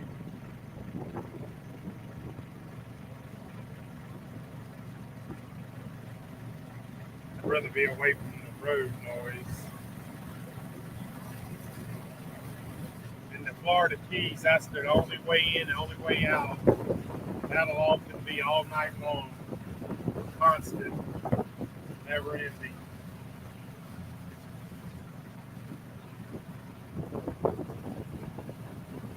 Nice and calm though.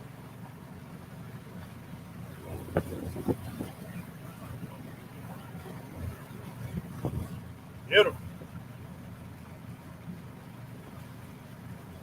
It's gonna go on the other side of this island. Check that out. If not, I'll stay right there.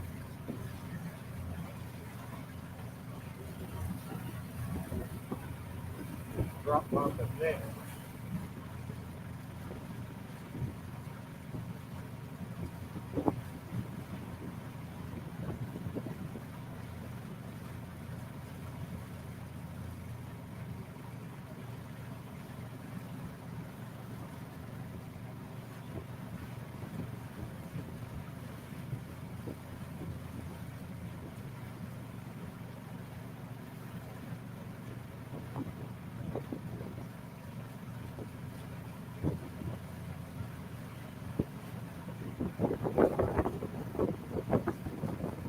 All right, just a minute. I'll show y'all where I'm at.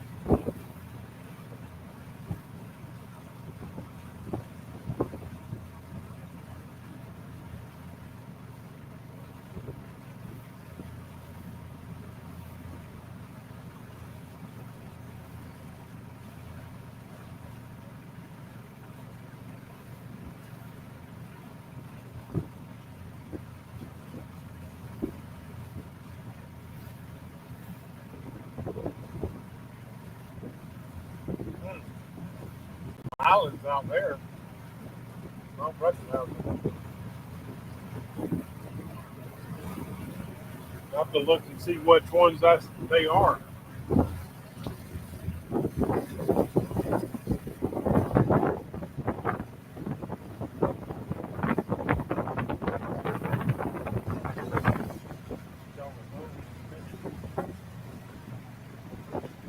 We get over here, I'll get them a phone. I got these fake phones they like.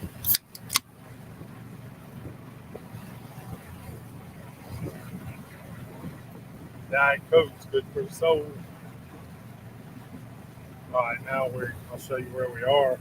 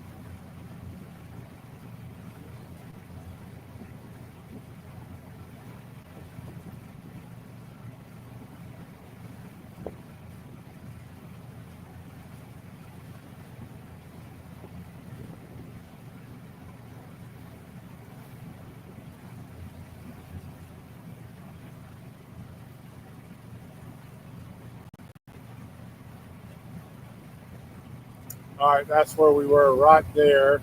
You don't know if you can see these are power line. Yeah, we came in right there. We came right through here. Right now, I'm going around this point, and I'm gonna point towards the bridge. Once we're clear of that, 26 foot of water. We'll go over here and go through, and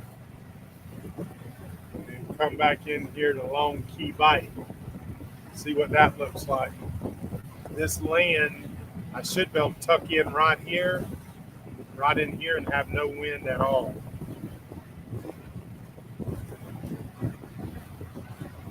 Key word there should be.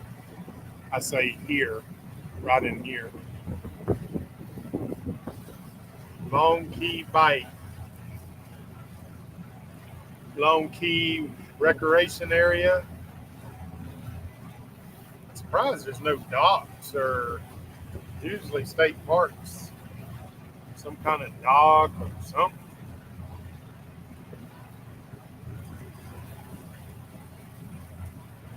Study that on the map a little better.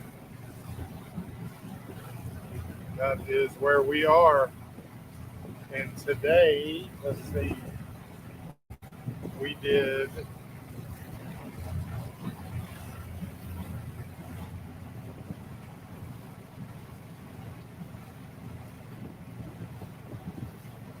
(26 nautical miles). We'll end up with 27 nautical miles.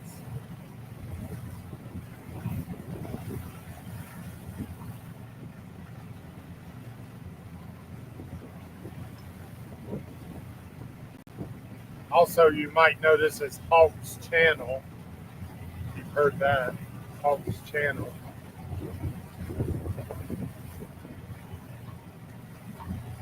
I'll have to look at see where. I think there's a marina right on the other side.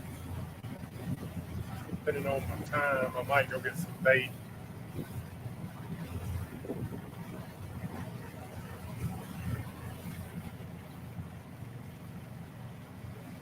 Got a few shrimp. They're probably dead by now. But I got my net. I threw my net to catch some live bait. That's the best.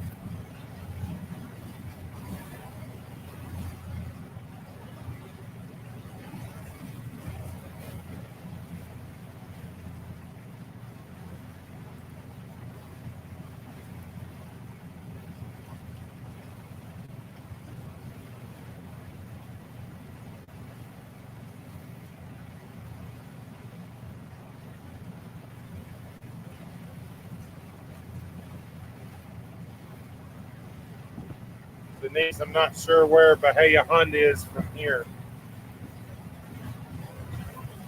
Let me search it right quick.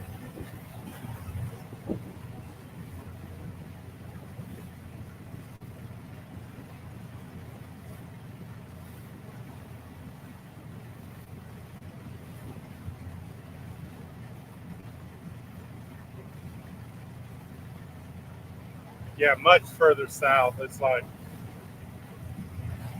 right close 100 miles from where I'm at.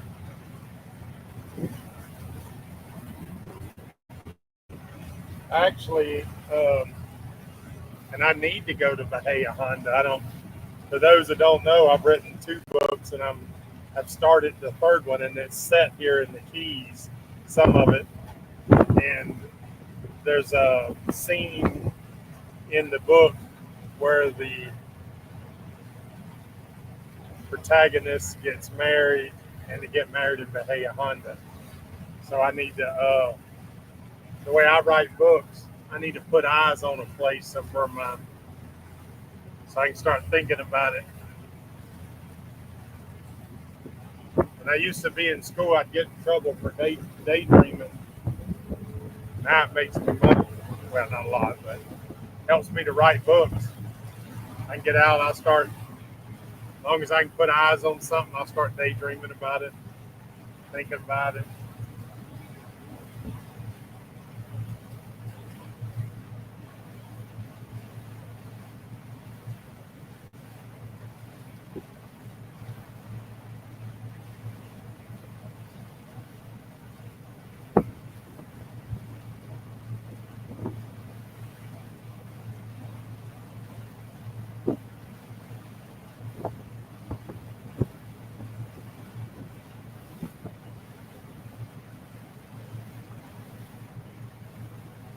Yep, it is beautiful. The water's looking good. It seems a little clearer now that we got a little further north. Now, this wind is what causes it to be bad. It stirs everything up. So imagine the inside's going to be worse than the outside.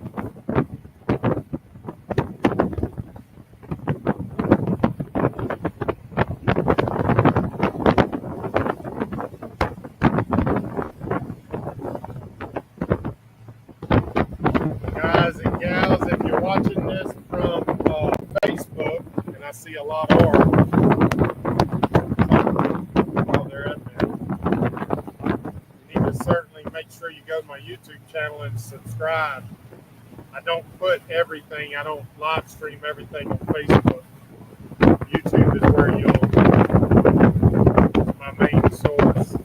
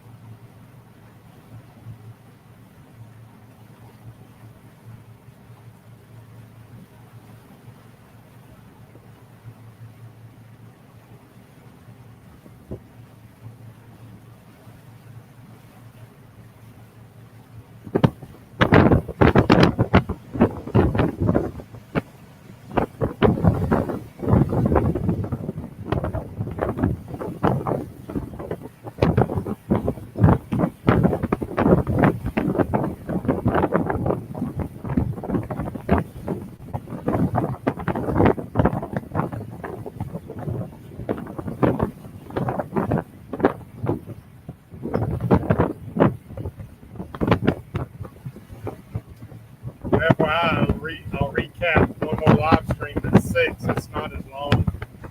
People that work can't watch all day like some of you are able to. But we do a quick recap before 6, about a quarter till the Mud Club. I go live with them. They ask questions. So if you want to be there for that, join the Mud Club. You'll be there tonight.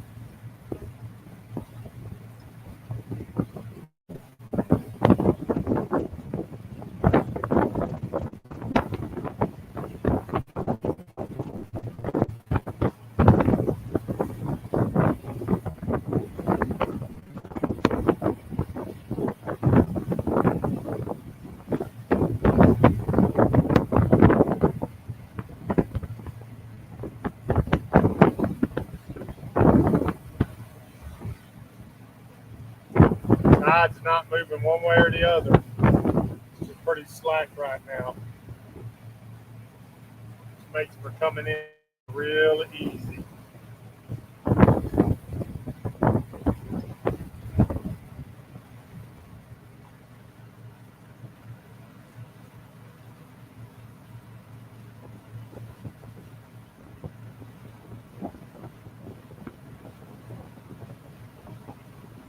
All right, y'all see where we going. That's going to be it.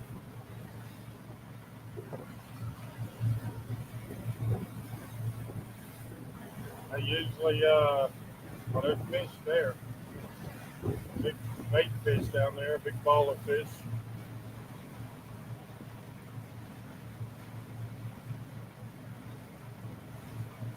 Looks like they're working on the bridge.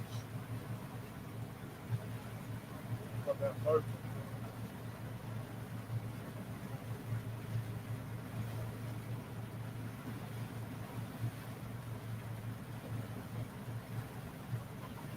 Get a little closer and see what it looks like on the bottom.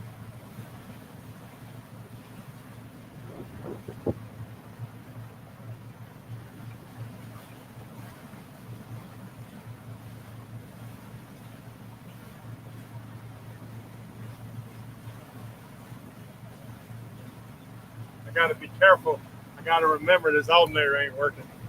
Get over there and that freaking thing dies and bam, I'll go up against everything. We don't want that to happen, ruin the trip. That'd be bad.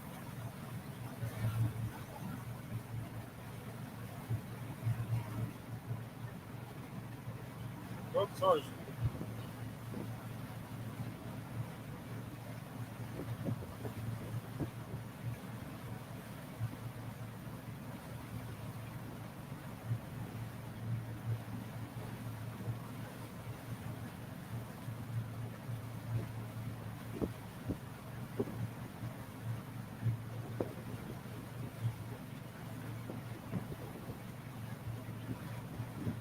About a mile and a half straight in front of us is where we're going to drop anchor.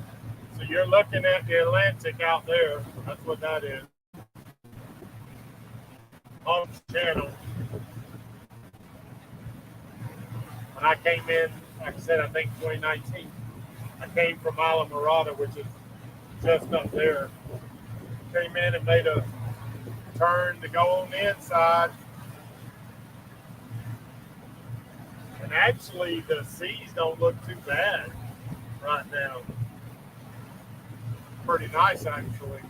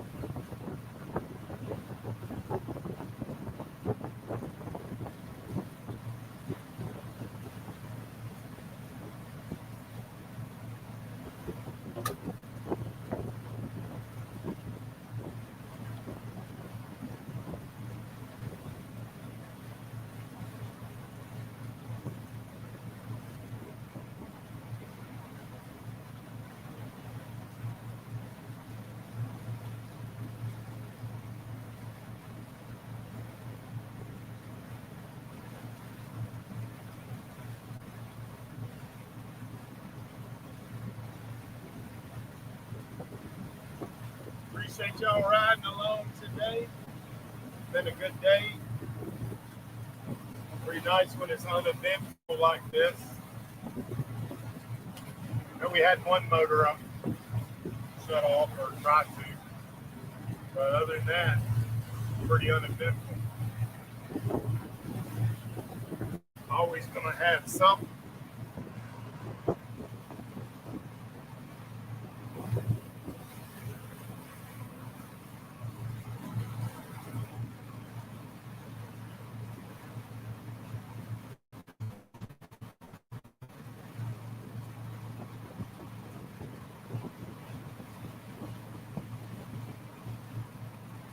You know, this being a state park, I'm gonna go online and look. You would almost be for sure there'd be a dock on the state park.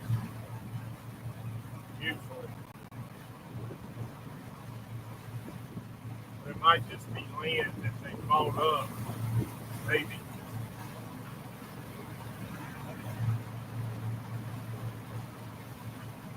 Ocean's nice though. Usually yesterday by this time it was pretty rough.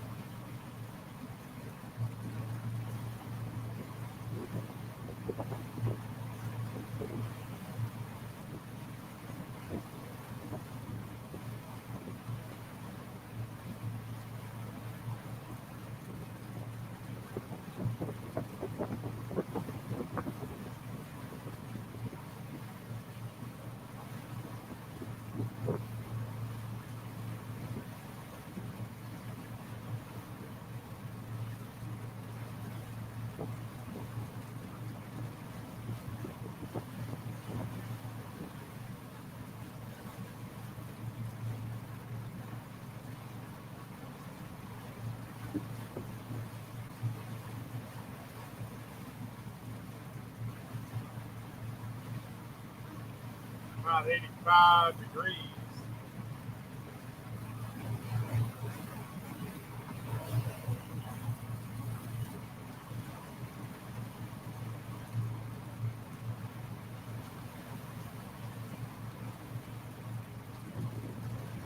Crab spot right out there in front of us. 6 foot of water, you gotta expect it.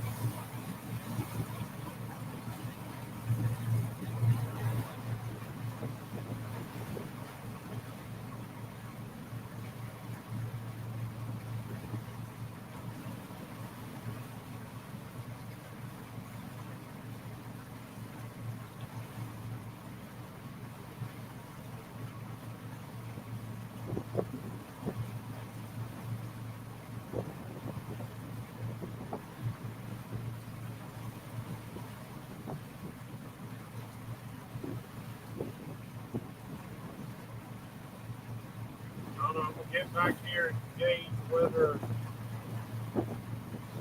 what kind of bottom it is, whether I want to stay here. Because the other side,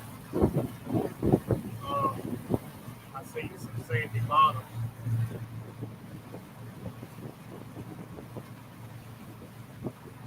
I ain't seen a lot of fish up here either.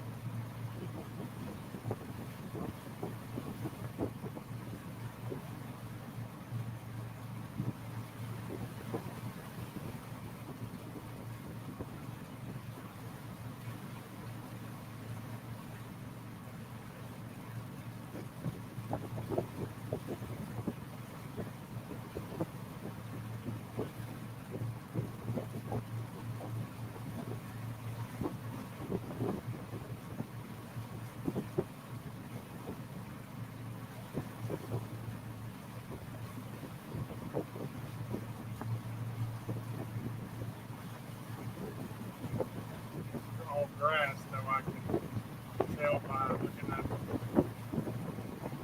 some of it.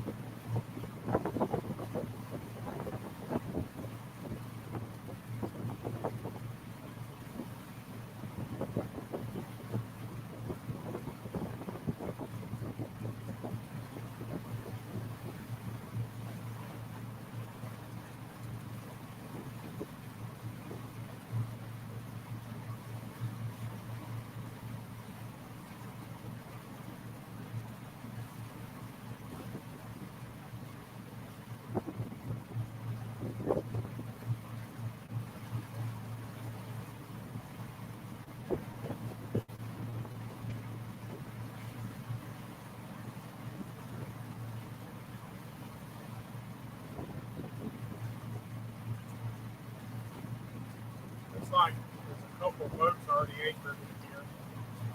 Well, there's a sailboat anyway. I think that's a sailboat. Well, there's a fishing boat in there. It shows on avionics it's a pretty good anchorage, except with the wind we got right now. But I think it's just enough out of the east and not the north that when I come around these bushes, these trees, it's going to be okay.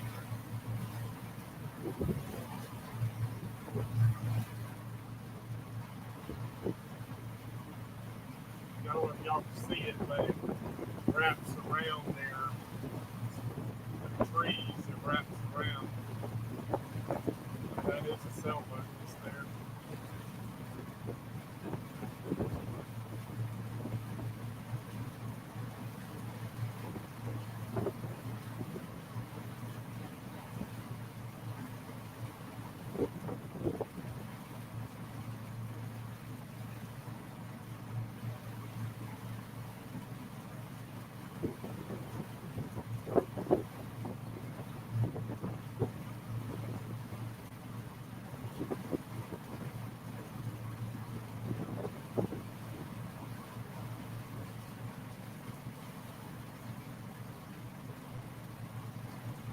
checking my tides. When you're getting ready to anchor, you want to always be anchoring or aware of what tide you're on. And I'm on a very high tide right now. And the reason is you can, if you anchor in a high tide like this, and you anchor in 5 feet of water and 2 feet of water are going to go out, you'll be sitting on the bottom. Oh yeah, I think that where I'm going to go over here is going to be very nice. Looks like it's got about a 1 foot drop here.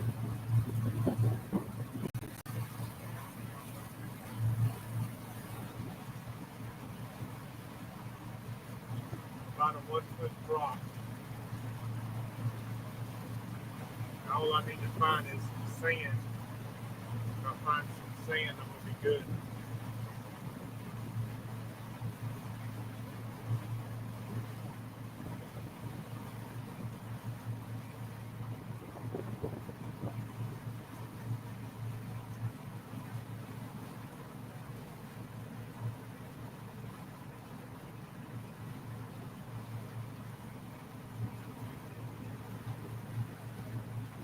All right, we're getting ready to. Holly, hit me up on Facebook a little bit. We'll chat.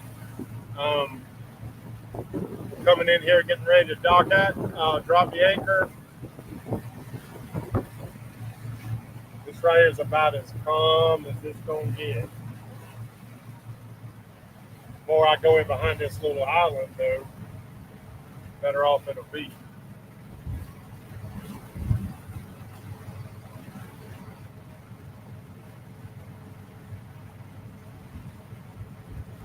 I do see maybe some sand over there.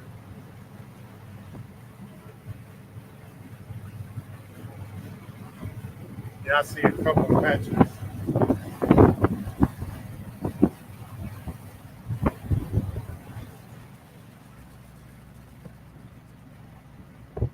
There's one right there.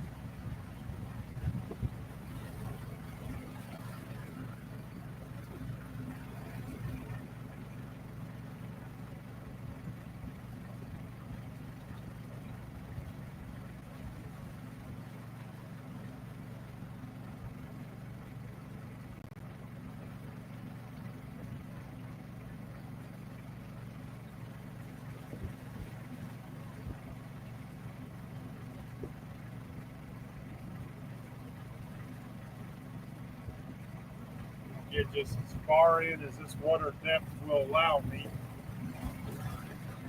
but staying as far away from the mangroves as possible. The reason you got to stay away from the mangroves is the no-see-ums will come out. Mosquitoes too, but no-see-ums are worse than mosquitoes.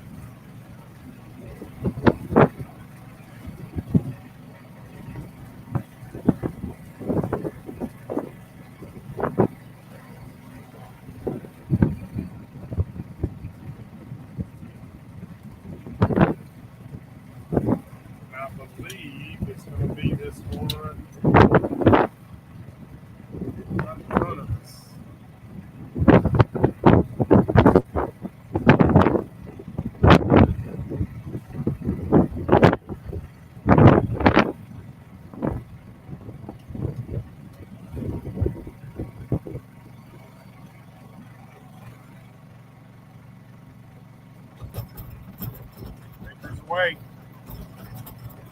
We're in 5 feet of water.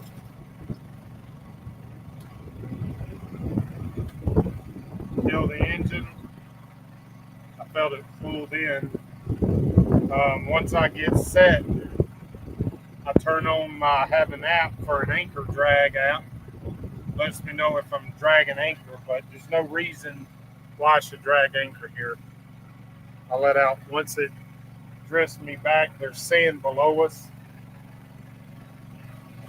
Good little sandy bottom. And I should be right over grass when I get back. Should be able to fish there. Let out a little more. Should be a good night. Except we do got a decent wind. That's good. Help keep the bugs out.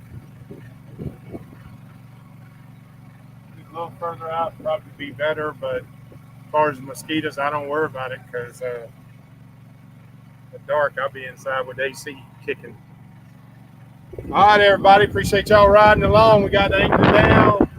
We're calling it a day. I'm gonna get in here and start working on get some lunch first. Breakfast and lunch. Start working on some videos. Y'all see that corner right out there, right? Right around that corner. I don't know what's around that corner. I know what is around that corner. I know it's going to be. It's going to be a good time.